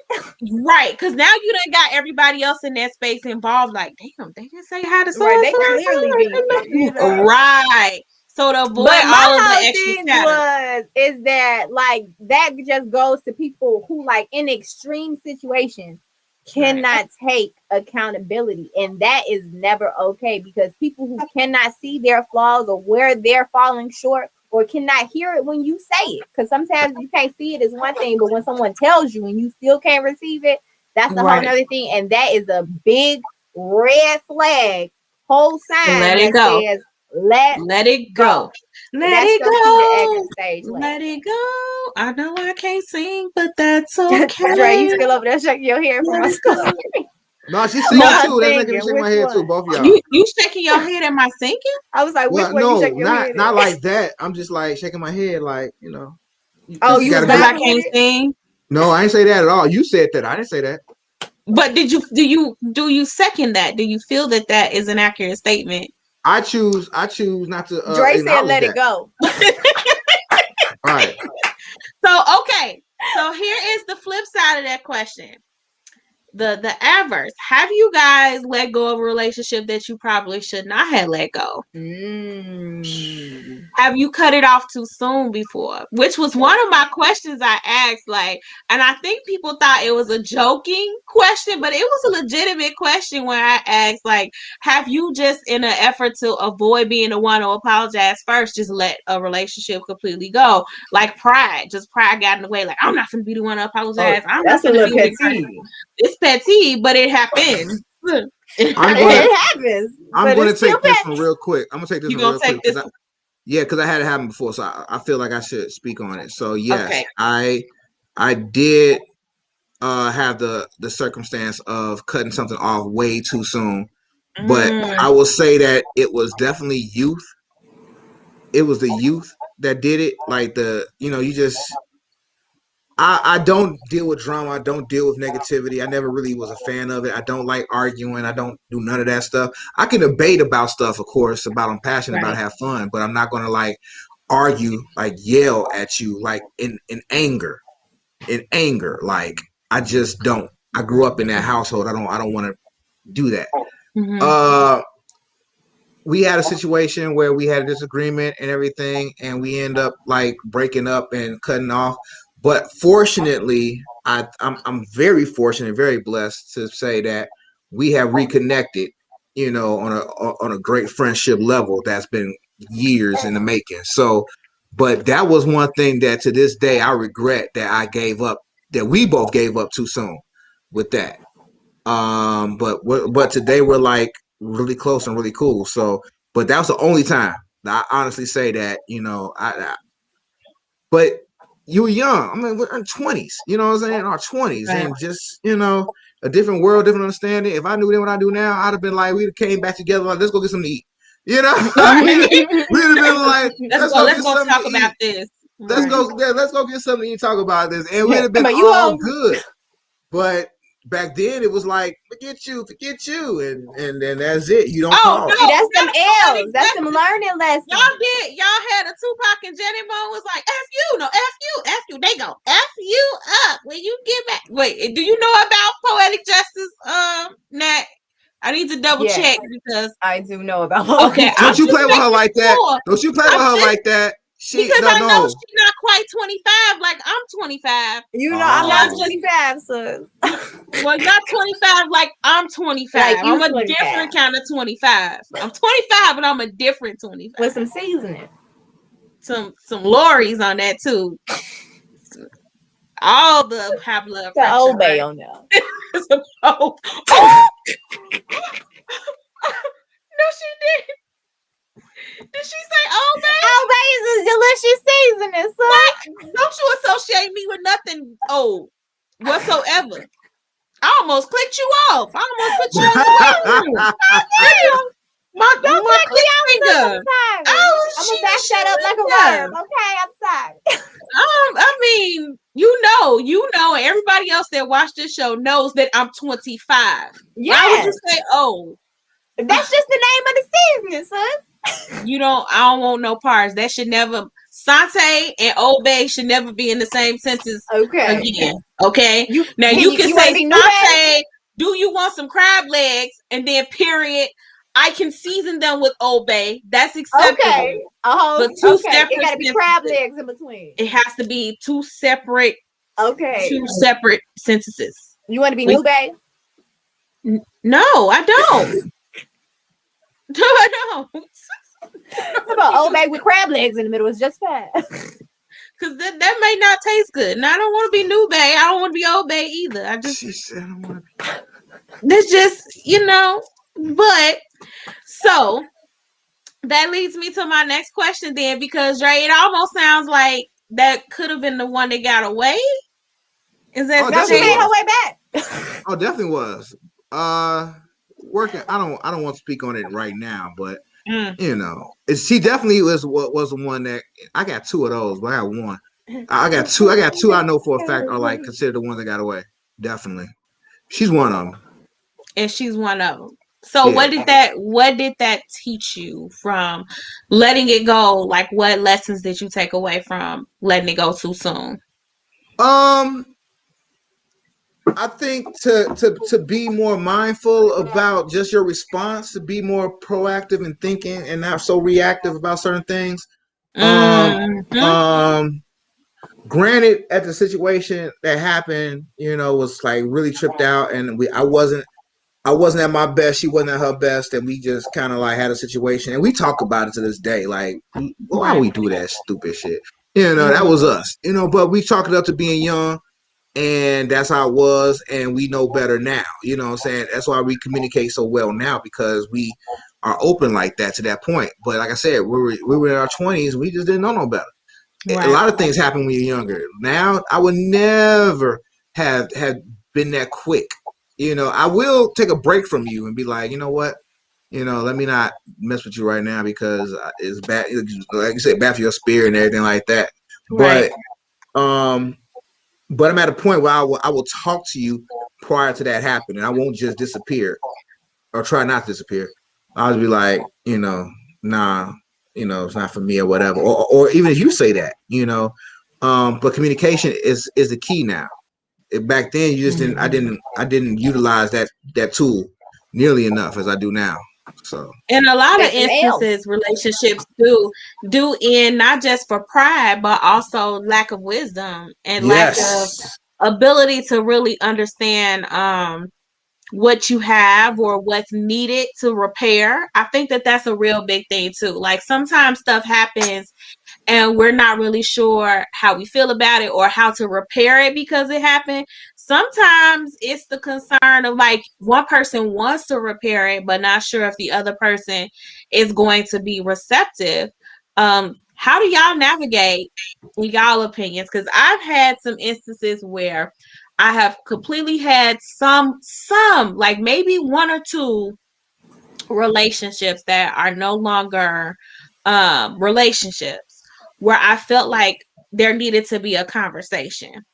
But it's not that I'm not willing to have the conversation. I don't think that person is willing to take that accountability or to understand. And so because it's probably repairable, but it has to be two people that's willing to have that conversation, and that person has to be willing to accept accountability on each other's feelings, because maybe that person felt a particular way and I couldn't see it. I know I felt justified in certain things, and I think because we don't want to have the conversation, sometimes it seems so much easier to just let it go.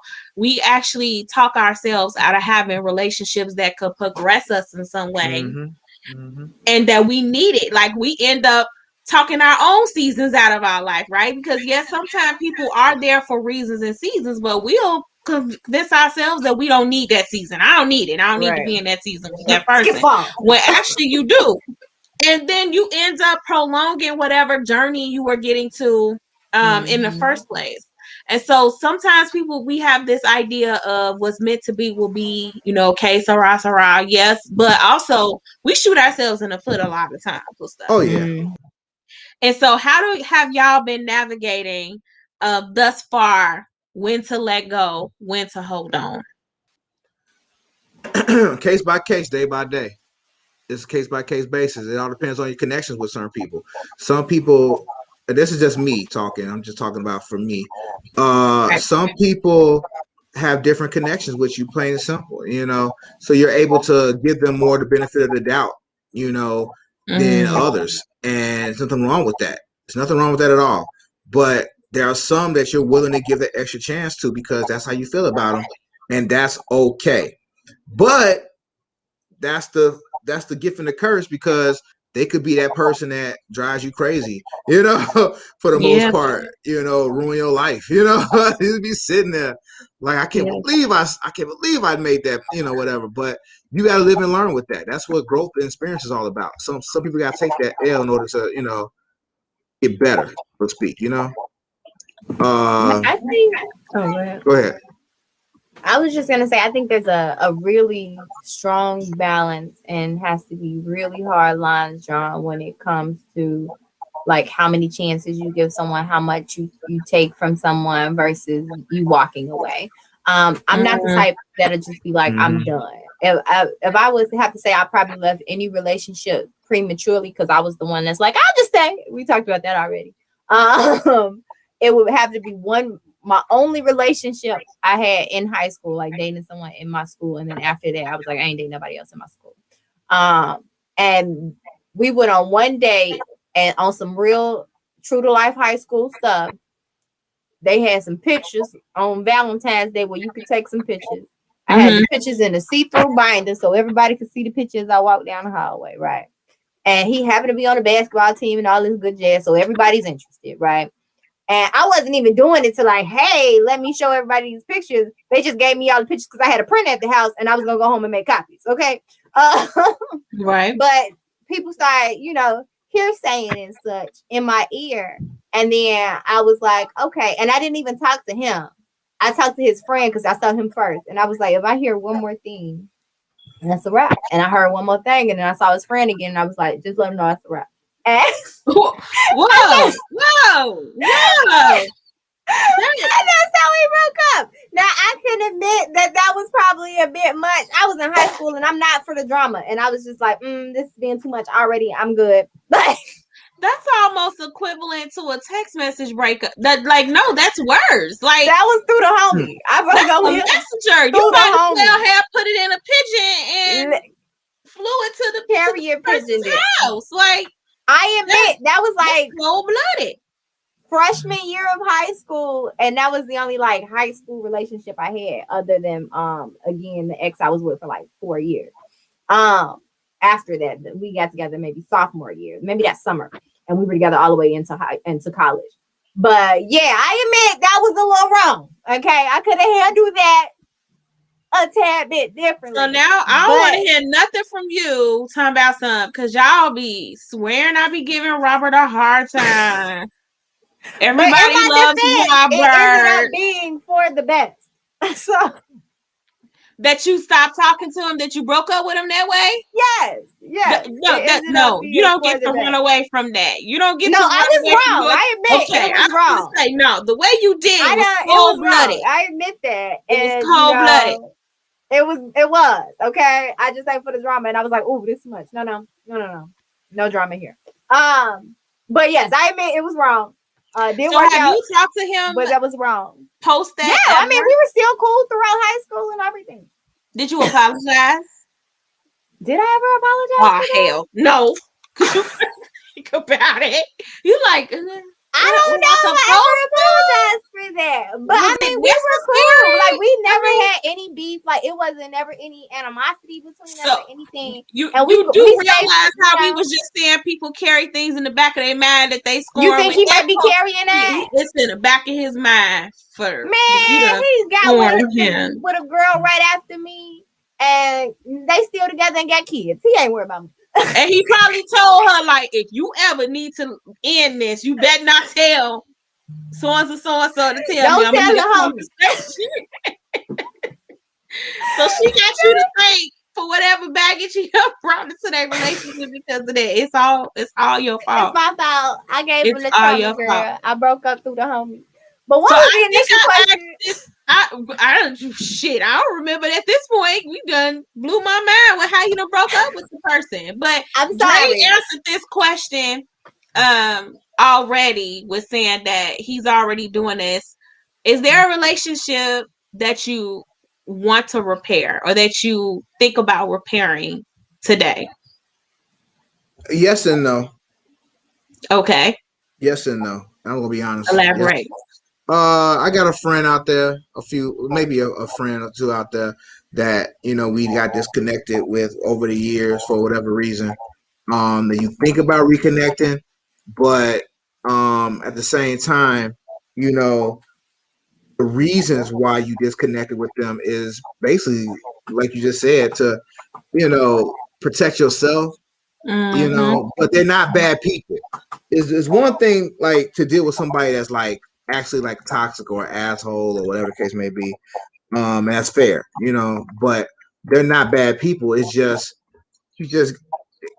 you extend yourself so often to a point where you don't see nothing get rescinded back, so you feel like, well, maybe you just going on to the way. That's cool, but you still care about them, you still got love for them, but it's like you just don't. Like, I did that. Like, I actually did that. Like, I gave somebody a chance and then came back and then they dipped again. It was like, okay, so I had nothing else to say past that point. You know what I mean? Like, that's it. Like, okay, you showed me who you are, I guess, and I cut myself off to protect myself so I don't become like the emotional part, like the emotional investment part of trying to stick with something that's not working.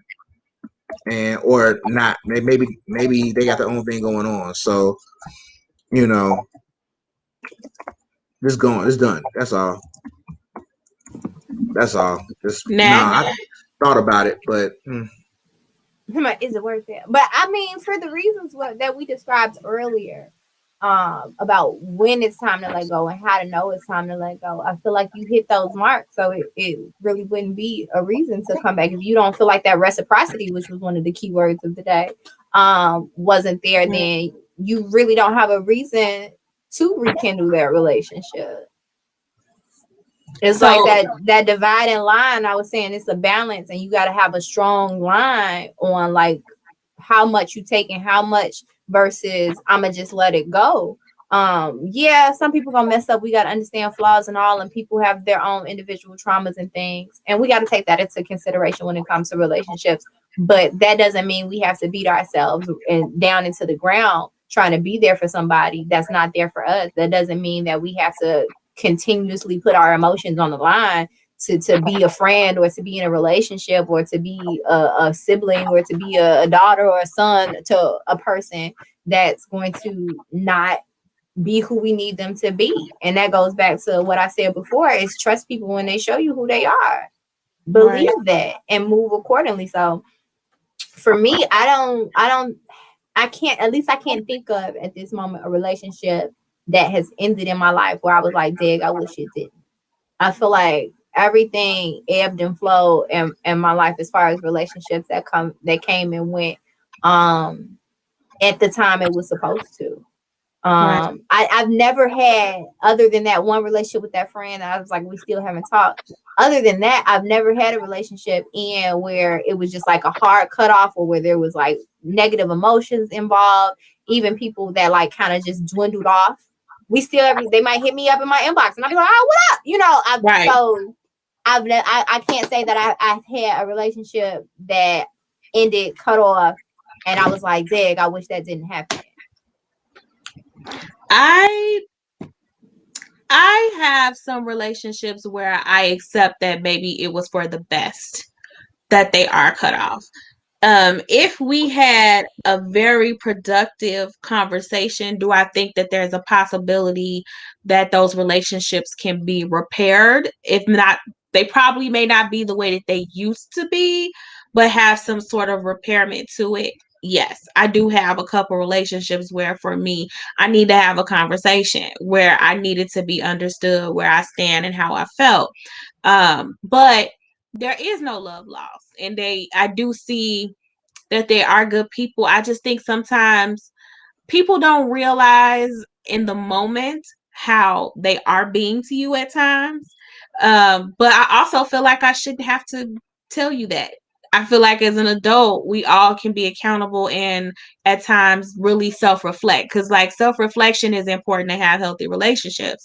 So I'm constantly self-reflecting on my relationships. Could I have done something differently? Should I say this? Should I not say this? Like, where do I stand? Like all of that. So I feel like there's a certain level of responsibility for our relationships all around for there to be reflection and thinking about what we could do differently. But I do have a couple relationships where I would love to really have a real conversation because we had dope energy, you know what I mean? And there was a disconnect and a miscommunication in there somewhere. So not every relationship that you have necessarily is like, well, it shut down, so it just wasn't meant to be.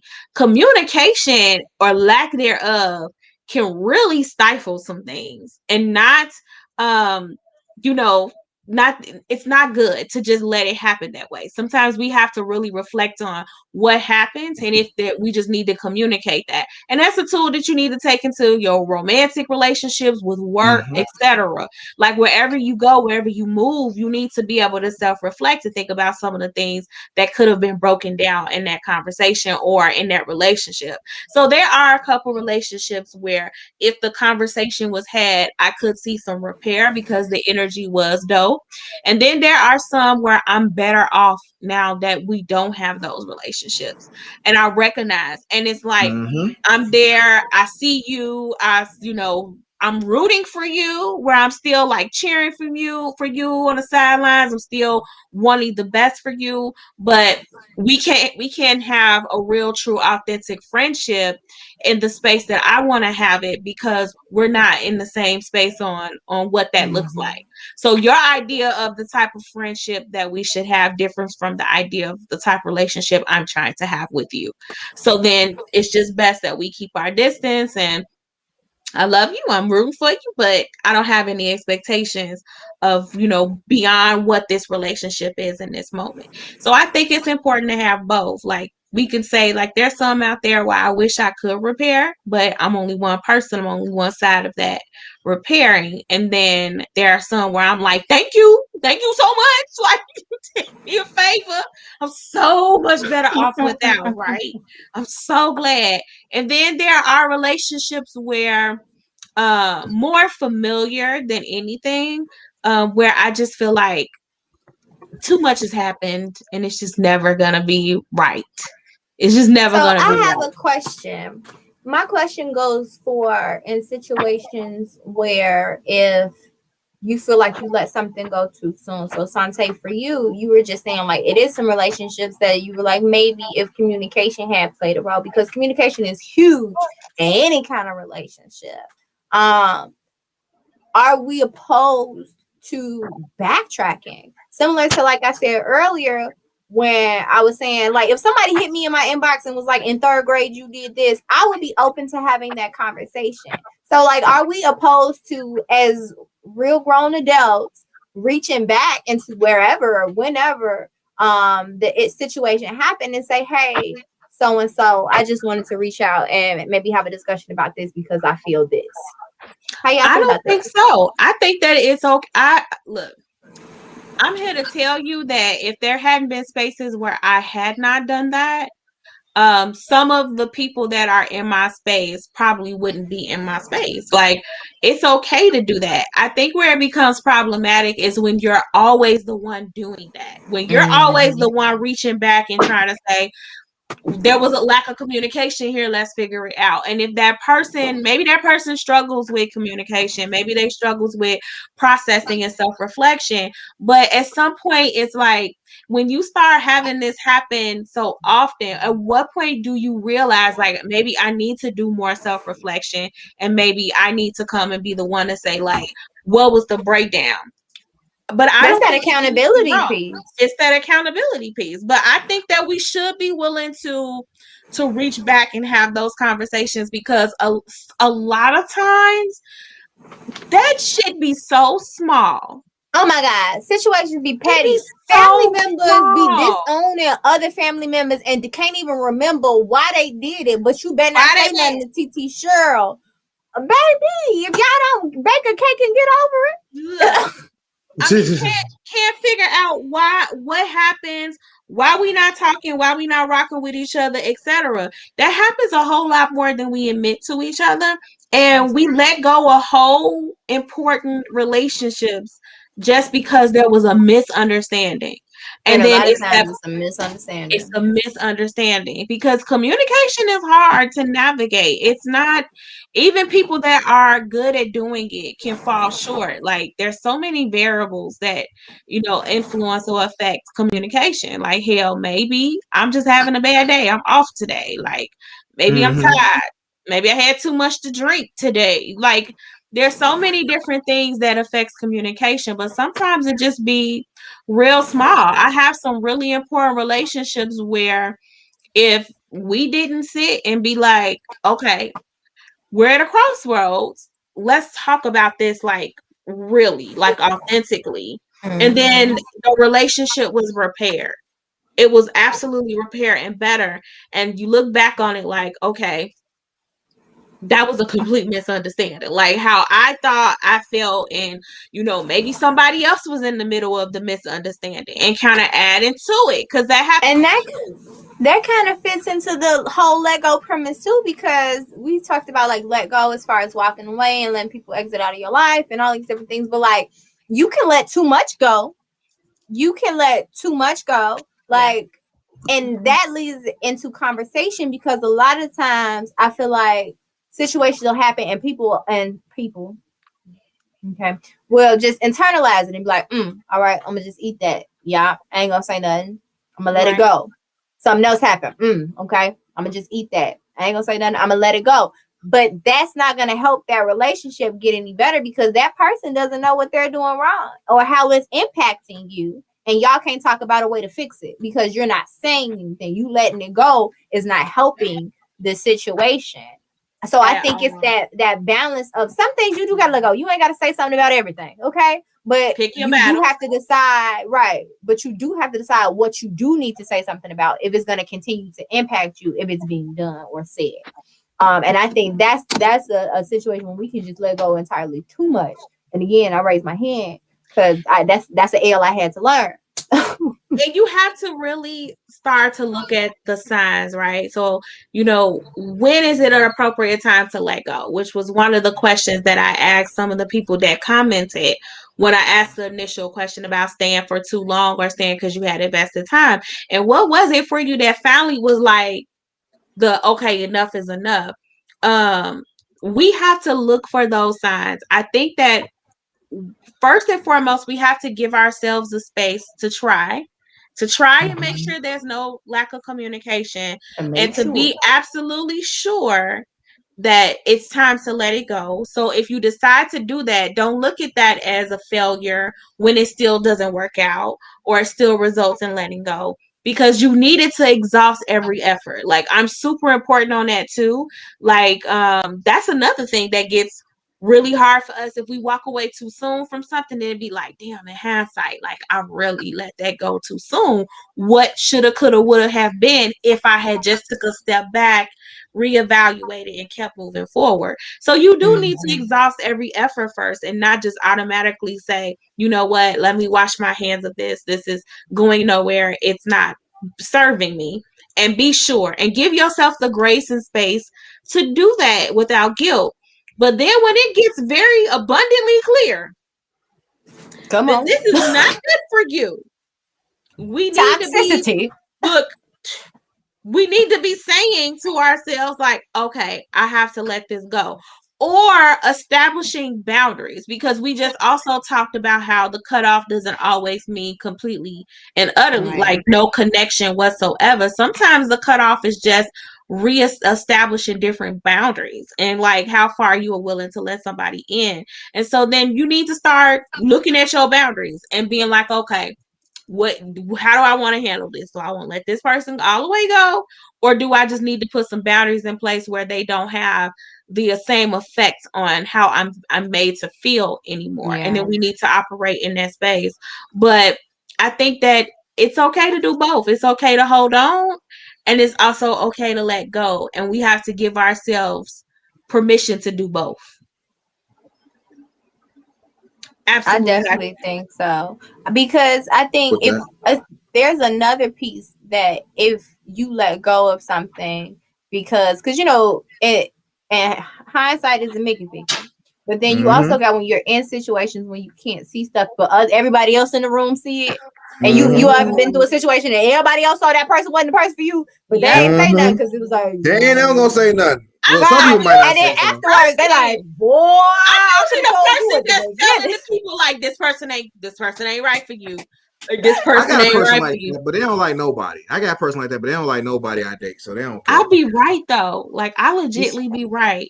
I be right, and then they all be like, "You were so right. You were so right," and I genuinely be right. And I think also, and then you also got to understand, like, even if you tell them and they may even know a little bit, they gonna do what they don't want to do. They gonna have to do it. They have to figure it out. And I think that was a huge thing for me. I know this a little bit off brand, like off topic, but that was one of the things that I had to learn about. Being that friend that be right, like I be right, so it'll just be like, look, I'm trying to tell you, I got credibility. But you can't drill it, because if you drill it, then it makes a drift between you and your friend. So if you say, I feel like if you say it, because I don't want to be the person that's not gonna say it to you. So I'm gonna say it to you. But once I say it and you hear it, I'm gonna let it be, because now you got to make your own decision. So I'm not gonna bring it back. Wait, though. There's even a finesse in saying it. So now I don't give it unsolicited. Yeah, like so if they bring it up. Right. So, before I would just be like, hell no, my spidey senses are tingling with this one. No. We want to abort mission. This is strange, it's dangerous, and I'm worried for you. But now I've learned to just be like, okay, and just wait, because eventually you're going to have your time to say your piece and how you feel, and then that's when I share. Because also doing that, if you know about cycles of abuse and you know about cycles of unhealthy relationships, the more you pull to try and tear it apart, the closer that's going to drive that person to that person. So you have to be careful too, not to give them the Bonnie and Clyde feel, like it's us against the world, right? It's me and my girlfriend, me and my boyfriend against the world. So and that brings up a point real quick, since I don't want to cut you off, but I don't want to forget this statement. Manipulation is a thing, y'all. When we talking about when to let go and things to look for when it comes to letting go, let me be real serious with y'all for a second and get close to this camera. I need y'all to hear me, all of y'all who are here right now. Or let me turn my radio up. Okay. Hear this. Go and pull your hair back, whatever you need to do. Take the hat off. Listen to this here. I don't want to pull it back too. Okay, you cute though. Your curls is popping. It's spaces in between to let the hearing in. Okay. Y'all, manipulation is a thing. It absolutely now is. It's different levels of manipulation. Now, a lot of people may think just because that person, because it could be male or female, let's be 100 about it, is not segregating you from your friends or your family. That's an extreme case, right, of manipulation.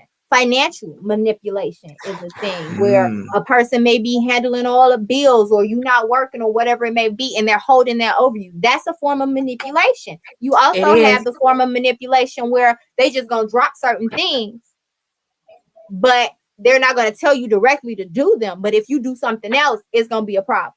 Can we call it what it is though? It's not manipulation, it's abuse. Let's call it what it is. It's legit abuse. There is financial abuse. All of those forms. Yeah. It's abuse. And we have to be on the lookout for that. Jealousy. Come on, people are like, oh, that's cute. She just get a little jealous when the girls come around. Oh, that's cute. No, it's not. Until she slashed your tires and hopping out your bushes. Come on, it's not cute. When you can't even talk to a guy without him rolling up, it's not cute. It's not cute. So I think we have to really look at those things when we're talking about when to let stuff go and what's normal and what's not normal, because those are some of the things that kind of fly under the radar. And when we started talking about the friend saying something is wrong and the Bonnie and Clyde thing, that's another piece that can be going to manipulation when that person makes you feel like I'm all you got. When your whole life you done had all these other people, but now magically I'm all you got. That is abuse. We're going to call it what we know it to be. It is abuse, and that's part of the cycle of abuse. In relationships, and it's control and power. When you see any of those things, it's time to run. Yes. Like the wind. Run like the wind. And also run like the wind if you really are showing up for that person all the time and they are never showing up for you. Like if you can't depend on that person for nothing at all, that is not a relationship that you need to have.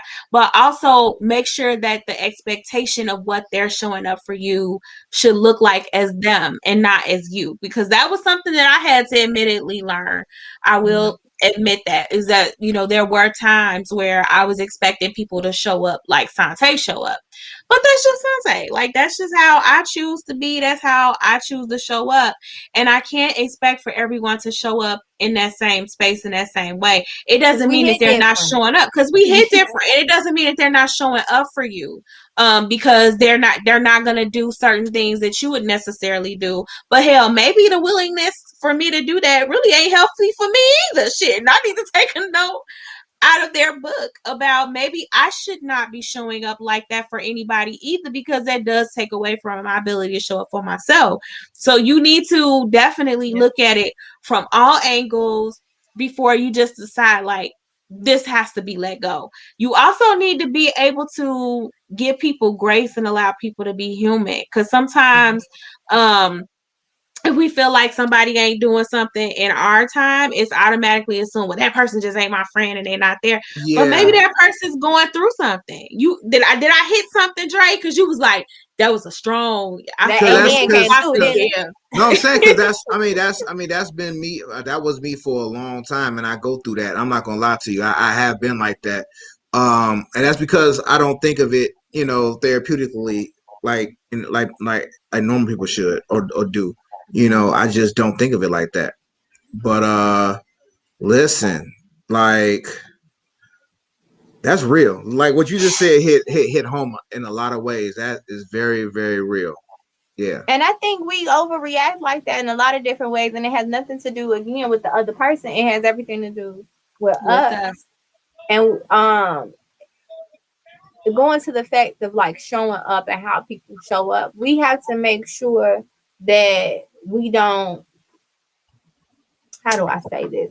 We have to make sure that when we're setting our boundaries of the people who are going to be in our lives and how much they're going to be in our lives, whether it comes to family, whether it comes to relationships, whether it comes to friends, we have to make sure that when we set those boundaries, that they are realistic for people to stand up to. We can't have standards up to here, one, that we're not living up to ourselves, and then two, because people are going to fall short sometimes. I'll give you an example. I tried to always be there for my friends and family, like financially, mentally, spiritually. You need prayer, whatever it is. I'm gonna try to be there. But one time, I was just doing a lot, and I do a lot, and sometimes it catches up with me. But in this particular time, I was doing a lot. I was planning a photo shoot, and I was working on scripts and like all of this stuff. And it was the summertime, so it was hot as hell. All this stuff happened, right? But the day before the shoot, I got into a car accident. I didn't say nothing to nobody, right? I'm just like, I still got the shoot tomorrow. I got all these people coming. I gotta, or of course, like these photographers and these locations and blah, blah, blah, blah, blah. I'm still going, right? Whole car accident. And then I wake up and I was feeling a little funny. And I was like, you know what? I'm just gonna run to the ER real quick, make sure ain't nothing wrong. And I'm gonna go head over here to this photo shoot and blah, blah, blah. And then my cousin happened to be in the hospital. And like, darn it, we thought we were gonna lose a miracle. She's still alive type of thing. So after I left the hospital to get checked out, we went to see her. And then I had to go to the photo shoot, right? Got all these people, whole cast there, taking pictures, doing rounds, and I'm doing this majority by myself. And at that moment, I'm moving, I'm doing, and like the second we get done, like my girls sit me down and they check me. And it wasn't like, you all right, sis? It was like you ain't do this and you could have did this. And I'm like, but y'all don't even know what I went through today. Right now. I've been like emotionally, physically, within the past 48 hours, you have no idea. Yep. What I just went through. Woo. And so like I feel like it's very important that we come, even when it's like in that correcting spirit, because sometimes we do got to come in that correcting spirit, because like we all already established, communication is so important. But we also have to come at that angle with love and check in first. Like, because we see you are moving different. What's going on? You know what I'm saying? Are you okay? Are you good? Let me piggyback off that, because that too has happened to me more times than I want to even count. And I think one of the biggest issues, which goes back to what you were saying about the strong ones, people tend to forget. It's the same principle when you're always the person that's reliable and show up. When you are the reliable person and you show up all the time, and you so used to, like, you be having all these things and you still show up for people, they tend to forget that you showing up and that you may be showing up despite of. They tend to forget that you too may have things going on in your life. And because people don't always maybe have a bird's eye view or understand what it takes for you to show up like that, you make it look easy. Yeah. When at times it don't be freaking easy. Like, I had to call through the trenches to show up for you today. So it's like I had to do a lot to show up for you today, and to have showed up for you in the past, just because I'm not putting all of what's going on with me out there bare. And for you to understand what my struggles are or were, it doesn't mean I didn't have any. And so sometimes people get so dependent on their ability to depend on you and your showing up, your dependability, that they forget to give you grace, and they don't even ask you, are you okay? Like, you don't have that human space whatsoever. So that friend didn't check you in that moment. What that friend did was dehumanize you in that moment. They failed to recognize that, like, damn, she ain't come like she normally come today. See, it went the other way. It was like, oh, she falling short and it's a problem, and she not showing up how she normally show up, and not, damn, this ain't like her. Like, maybe it's something going on. And so that's a time to kind of let go of some things too. If people get so dependent on you to not be human and to put your cape on all the time, that when you do have a moment that you stumble and fall and you can't show up in the way that you normally do, and they don't give you grace, deuces. Like, that's a very deuces. I mean, it's super important that people understand that, because I have lost myself in times of trying to show up for everybody all the time. And I completely lost myself. And then when I finally hit my period where I was like, damn, I can't get out of the bed hardly this morning. I have to get up, and I don't have the strength. I don't know how I'm finna get through today, but I gotta get some duct tape and rub some dirt in it and get up and keep it moving, like, legitly.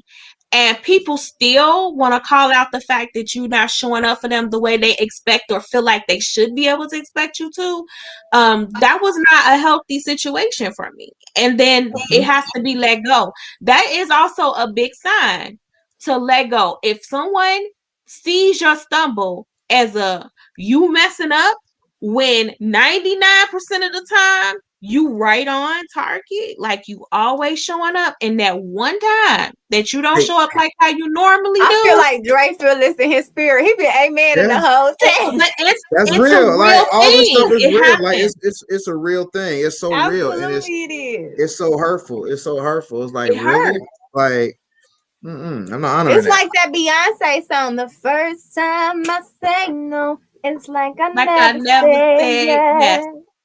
I felt that in my. Let me talk about Beyonce. That was before she was Beyonce. That was Destiny's Child. It's Beyonce's child. My bad. But I felt that, and I said that to my mother the other day when it came to the relationship I had to the last relationship I had to let go, because she was like, but we were talking, and she was like, but it hurts. You know what I'm saying? When you love someone and you give and you give and you pour, and they can't see it, like they can't see all the things that you've done. And literally you can give, and the first time you say no, they're like, what? Yeah. No, because that was literally, I was like, I've never said no to him before. Mm-hmm. Everything he needed, I make sure it happened. That he did not appreciate it. And the first time I said no, it was like, and so no. I think that's the thing. And that can happen in relationships, that can happen in friendships, that can happen with family situations, all the way with co-workers, like bosses, all the way across the board that can happen. And that is a telltale sign when someone can't see your value and what you bring to the relationship or what you bring to the table, any table, it's time to walk away, because what you bring is valuable. And if someone can't see that and respect you for that, then you need to bounce. I'm gonna contest that. I think that it's the fact that they do see your value, which is why they get so dependent on it. Because you're providing that value for them. I think the problem is, or the misstep is the appreciation of it. The appreciation of it and the lack of humanity that they tend to, give you. Like, you can't mess up. Like, you can't have a hard time because I need you. Like, okay, I get it. But I need you. Whatever that's you got the selfishness. It's selfish and narcissistic. And that's there you go. That's where I was getting to. That's where I was getting to. You need to separate yourself from relationships like that. That is the perfect time to let go and not feel guilty. Give yourself the space to recognize, like, this does not serve me, and this is only causing me harm.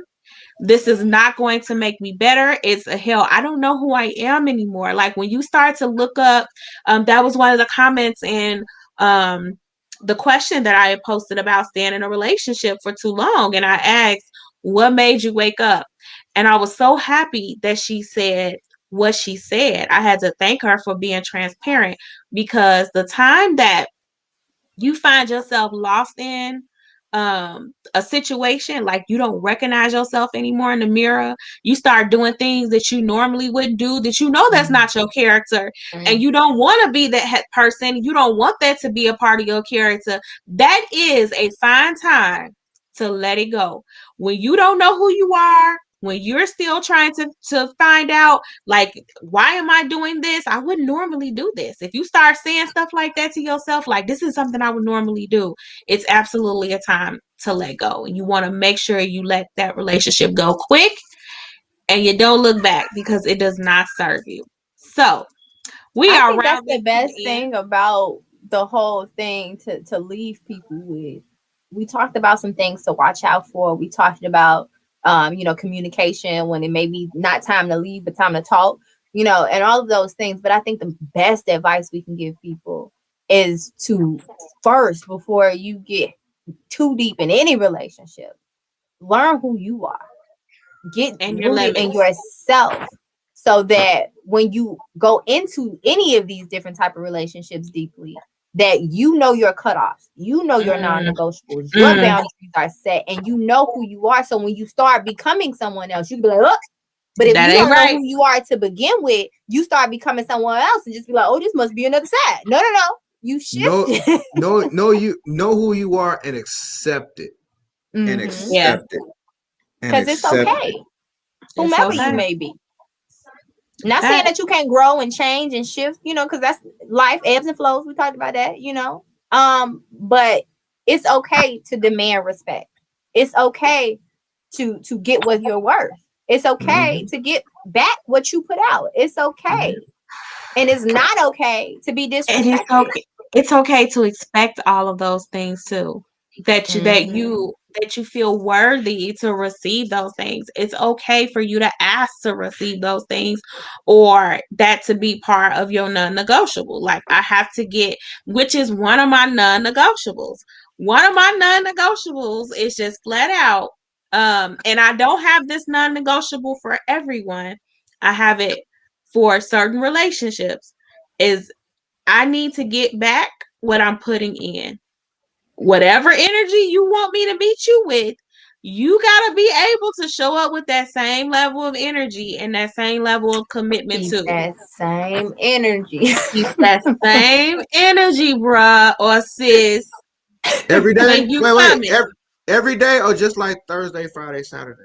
Every day. It depends. I'm asking for a friend. If it can't be every day, if it's a bad day, you better communicate that. I feel like that's the thing too. It depends I'm not on the asking energy you too. to be perfect. I'm asking you to let me know when you need some time or some space, or if it's not a good day. Just let me know, and I can accept that. And that's a lot of times is also a break that doesn't happen, because if as a man, I'm speaking as a man, of course. As a man, you gotta keep reminding us of that, Dre. Because I have to. I gotta. We want that male perspective. You know, I'm taking notes. Enlighten me. If I say I'm not feeling it today, this ain't a good day. There's some people that can accept that.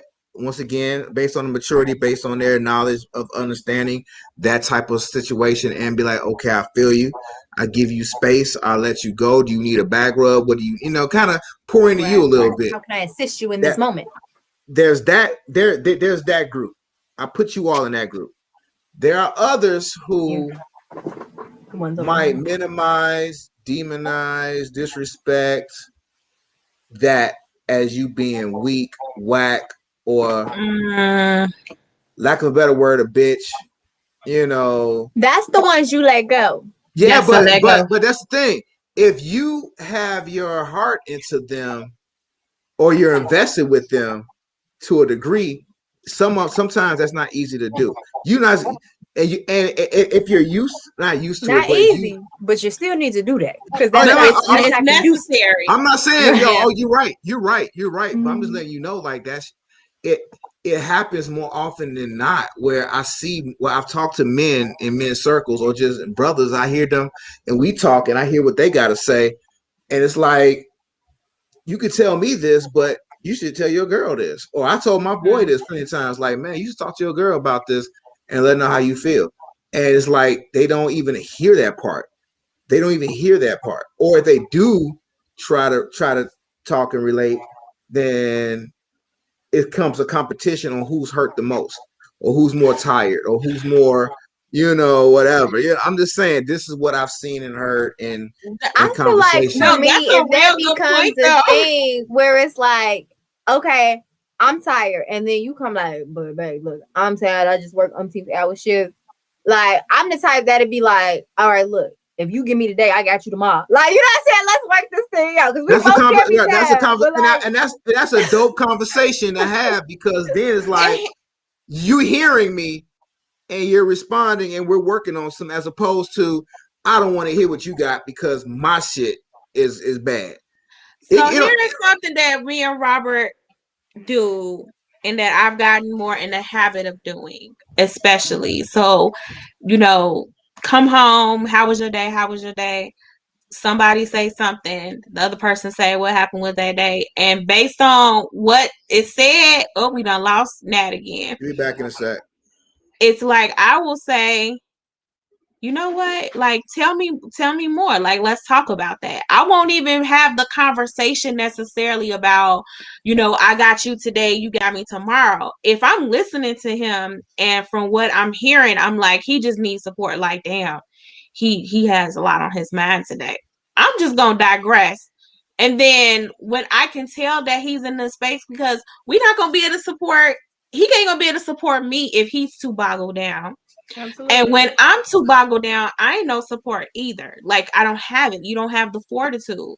So it really is about filling out your mate, which I can say has been one of the things that we've gotten better footing in, especially this last like couple years, of just listening to where the other one is at and then making a judgment on how to move after that. So then, look, he ain't in the space, and I need him to be in the space to support me for what I need support for, or to hear me with what my problem is. So let me put that aside from now and just provide that support, and vice versa. He's done that plenty of times for me as well. But yes, it should definitely be, back to, and that's not about showing up for someone else or that you're not important. Sometimes whatever support you're looking for in that person can be provided if they don't have it, if they just don't have the fortitude to do it. And you need to allow that person to have that space too, because if you recognize that they don't have it and you still pushing and expecting, hell, you might be the person that need to get cut off then. Right, that's it's you. It's you. You're that You're person. the common denominator. Like, but I just want to say, you. For Dre's point, I don't want to like not say this, because there's so many men like in the world that feel like they have to deal with that type of behavior, that feel like that's just because society makes it feel like men can't feel their emotions, and then these women started adopting these ridiculous notions that they want men that can't feel emotions. I watched a video that I wanted to love so much because it was a young woman who surprised her boyfriend, got him a hotel room, had gifts everywhere and all of this, and he got emotional. He started to cry, and the whole time she laughing, and she like, stop crying. Why you crying? Stop crying. And I'm like, I want to love this so much because you're doing a great thing for your man. I remember that video. I remember that video, like the rose petals and all that good stuff. Yeah, and she had gifts everywhere. She had did a little thing where he opened the safe, and she had some earrings in the safe, and his shoes, and what they like. So what would have been her response if he had came in there and was like, man, right then she would have been mad, like, oh, what up, thank you, babe, and walked away. And so we don't even understand like what those small things are reinforcing to our men. They have to be human. They have to be human. And so I really don't want to just wipe over that. Women who don't want their man to be emotionally intelligent or feel how they feel, you want a robot, you want a drone, but you don't want that either. So no, you definitely don't want that either. So I feel like we really have to call a spade and say, women, y'all need to stop that bullshit. Like, well, that's gonna be we gonna talk about women's role in allowing men to feel being an emotional support for men, because that's super important. Deserve it too, just like we talk about women deserving, all of these things. Men deserve it too, because what we need to realize is that it's a partnership. And if you're in any type of relationship, it's a partnership. It's two people deciding, hey, we're going to do this thing together. Whereas we're going to be business partners. We're going to support each other in a friendship. We're going to support each other as life partners. Whatever it is, it's a partnership and a relationship that you're going into that both parties are agreeing to. So this relationship can't flourish unless we both win, because one person gonna always be carrying the weight of the other person. So we need to be equally yoked in this thing with our happiness, with our goals, with our mindsets, and with everything else. So if you're not happy, I'm not happy. What can I do to help you be happy? And I hope you come to me with that same energy. Where the damn tambourine at? We ain't had no tambourine. Absolutely. It should not be a competition on being happy. It should not. Or love, or who hurts the most. It should not be a competition on none of that. It should not. And if it is, you need to let it go. Let it go, y'all. Well, hear it. Like, I'm tired. I'm tired too. My back hurt. Well, my back hurt too. But I'm feeling just bad. Girl, you don't know how I'm feeling. Hold on. There's a we'll have we gonna talk about that, because I know we done already got past the 10 o'clock hour. Yeah. But it's good conversation. Thank you for this therapy. Yeah, look, I'll send you the bill. I'm right. Send me the. Let me get this bill together. I got Blue Cross Blue. I got Blue Cross Blue Shield, and technically you're supposed to see me 3 times before you bill me. So let's see what. Oh hell! Show me a couple more sessions. Can you send me something then? A cupcake, a donut? I don't know, like something. I'll settle for. I'll send you a thank you card. Hey, I made some tacos today. I'll make you some. Can No, you? I can't make. Ooh, I wait, can't what make. kind of tacos? I can't know. I You saw them you cannot tacos. make another man's woman tacos. That's like a man law somewhere. I thought it was grilled cheese. Nah, I like grilled cheese. Oh, I can't make her no tacos. My brother has a real thing about me making. I don't know what it is, but when we was younger, I could not make grilled cheese for nobody. It was like, no, you ain't make. I can fix a whole. I made mac and cheese and pork chops and all of that, but I couldn't make a grilled cheese. But that's a whole nother story. Can you tell me from a man's perspective, what is it about this grilled cheese? I don't know. I don't know if it's about the fact that it's home. Like grilled cheese just has such Americans... like grilled cheese has such a nurturing warm and connotation to it. It's like warm and cozy. You Yes, think please. about your mom loving on you, and it's warm, so everything's melted. And grilled cheese, though, you can have grilled cheese by itself, or you can have it with some soup, or you can just. So it's just something about grilled cheese. Well, I'm not gonna lie. When I think about grilled cheese, I always imagine my mom standing over the stove making grilled cheese for like my father and for my brother. And I'm just like, yeah, it's just so much love and nurture in grilled cheese. So you cheating if you make a grilled cheese for another man? Apparently so. Apparently that in tacos I just discovered today. I can make tacos. I can make tacos for a group. But I can't make it for an and individual. then I can benefit from the group. Right. But you can't send a taco. Well, what if it's an emergency? If you make them alkaline, then I can partake as well. Can they be vegan? Look, we don't listen. After you start talking about meatless Italian beef and stuff, I don't know if I listen. To all of our We Gon Talk listeners, we are doing a vegan black-owned vegan crawl this summer. I'm planning it. It's gonna be lit. I got a friend. I got a few friends that knock down your door for that. They'll knock down your door. Now. It's gonna be lit. I'm calling it. Kick the door open. I have a quick confession. I haven't really had like true vegan food. Oh, I have. Yes. So I've had some vegan things, but not true like vegan food. So I'm interested. Like I keep saying, I keep trying to convince myself. I believe it. I just really, so I'm blackity black. I'm black, y'all, because I love the yard bird. I want to stop. Can we do a show on food trauma for the black community? Generational curses? Yes, because that also stems like that goes into health, like high blood pressure, diabetes, etc., etc. So we can't. But next week's We Gonna Talk is gonna be piggybacking off of a very important topic that came to mind after doing our heart to heart this Sunday for the Mother's Day heart to heart, where me and my daughter were on. And talking about boundaries of allowing your kids to have the space to express when you have hurt them, because we know that that's a huge generational curse, right?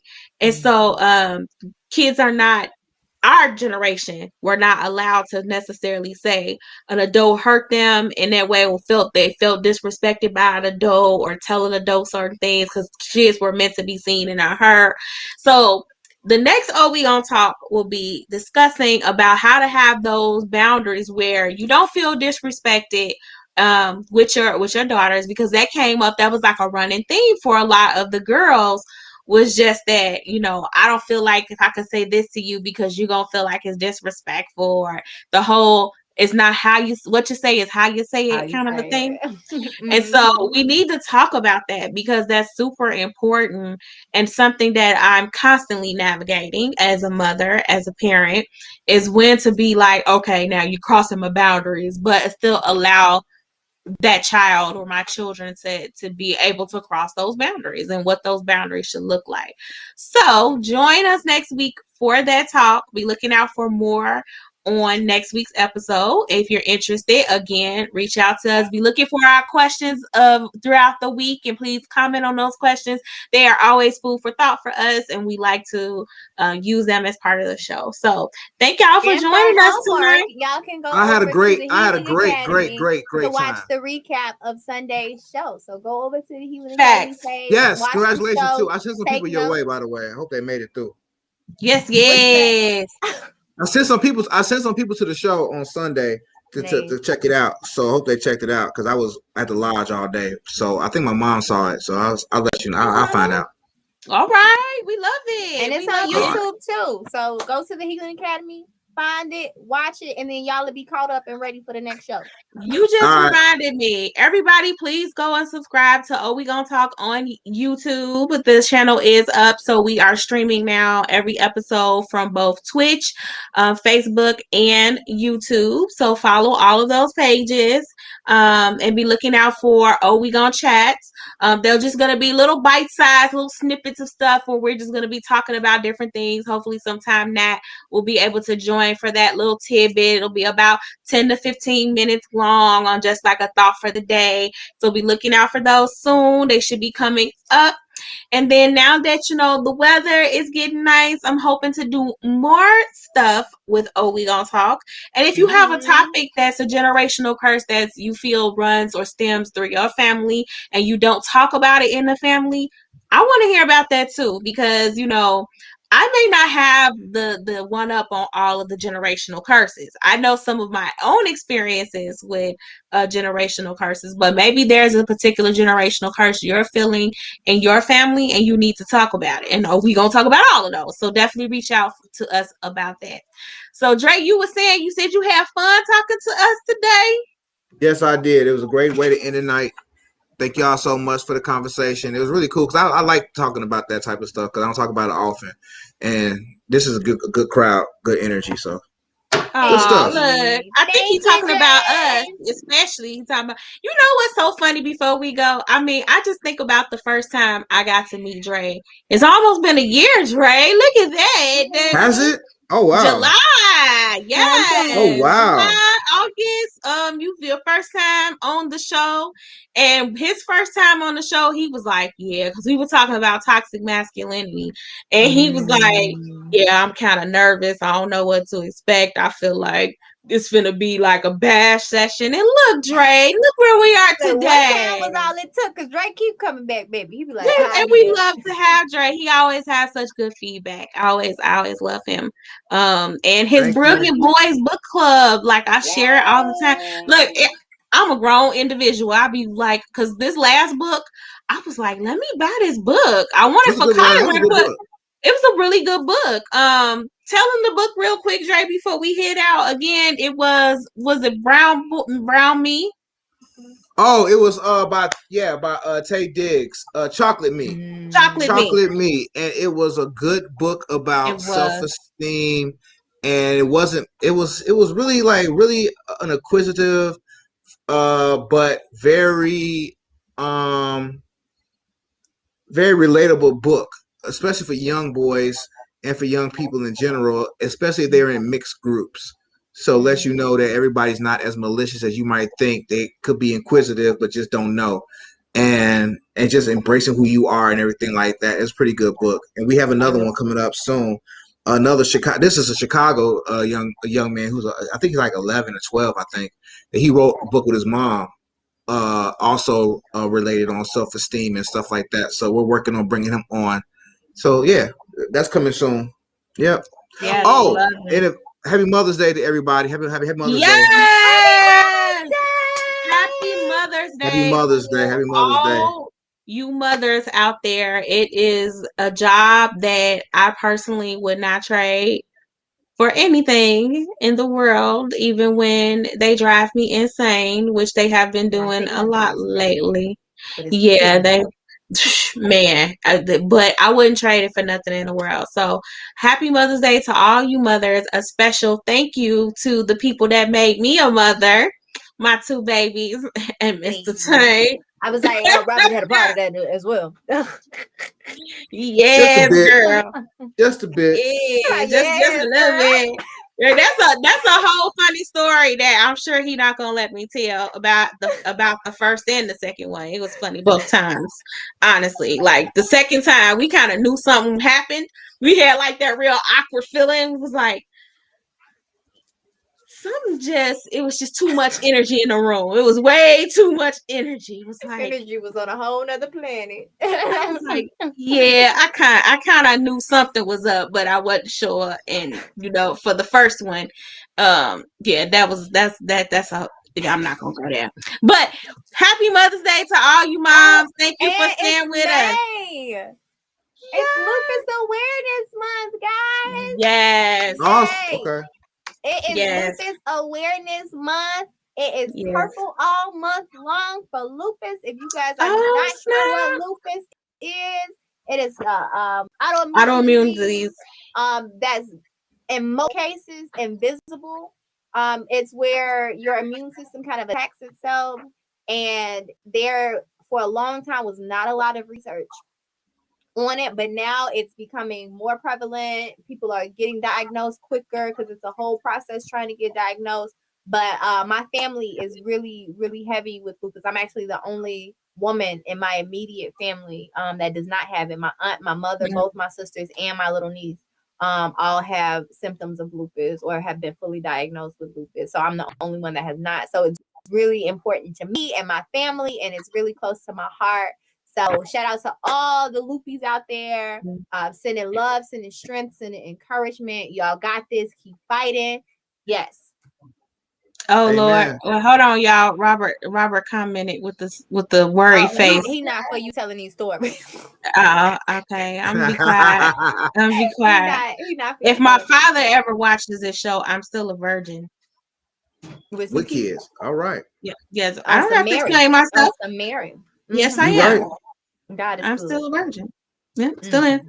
Good night, y'all. We had fun. All right, y'all. Have a good one later. Have a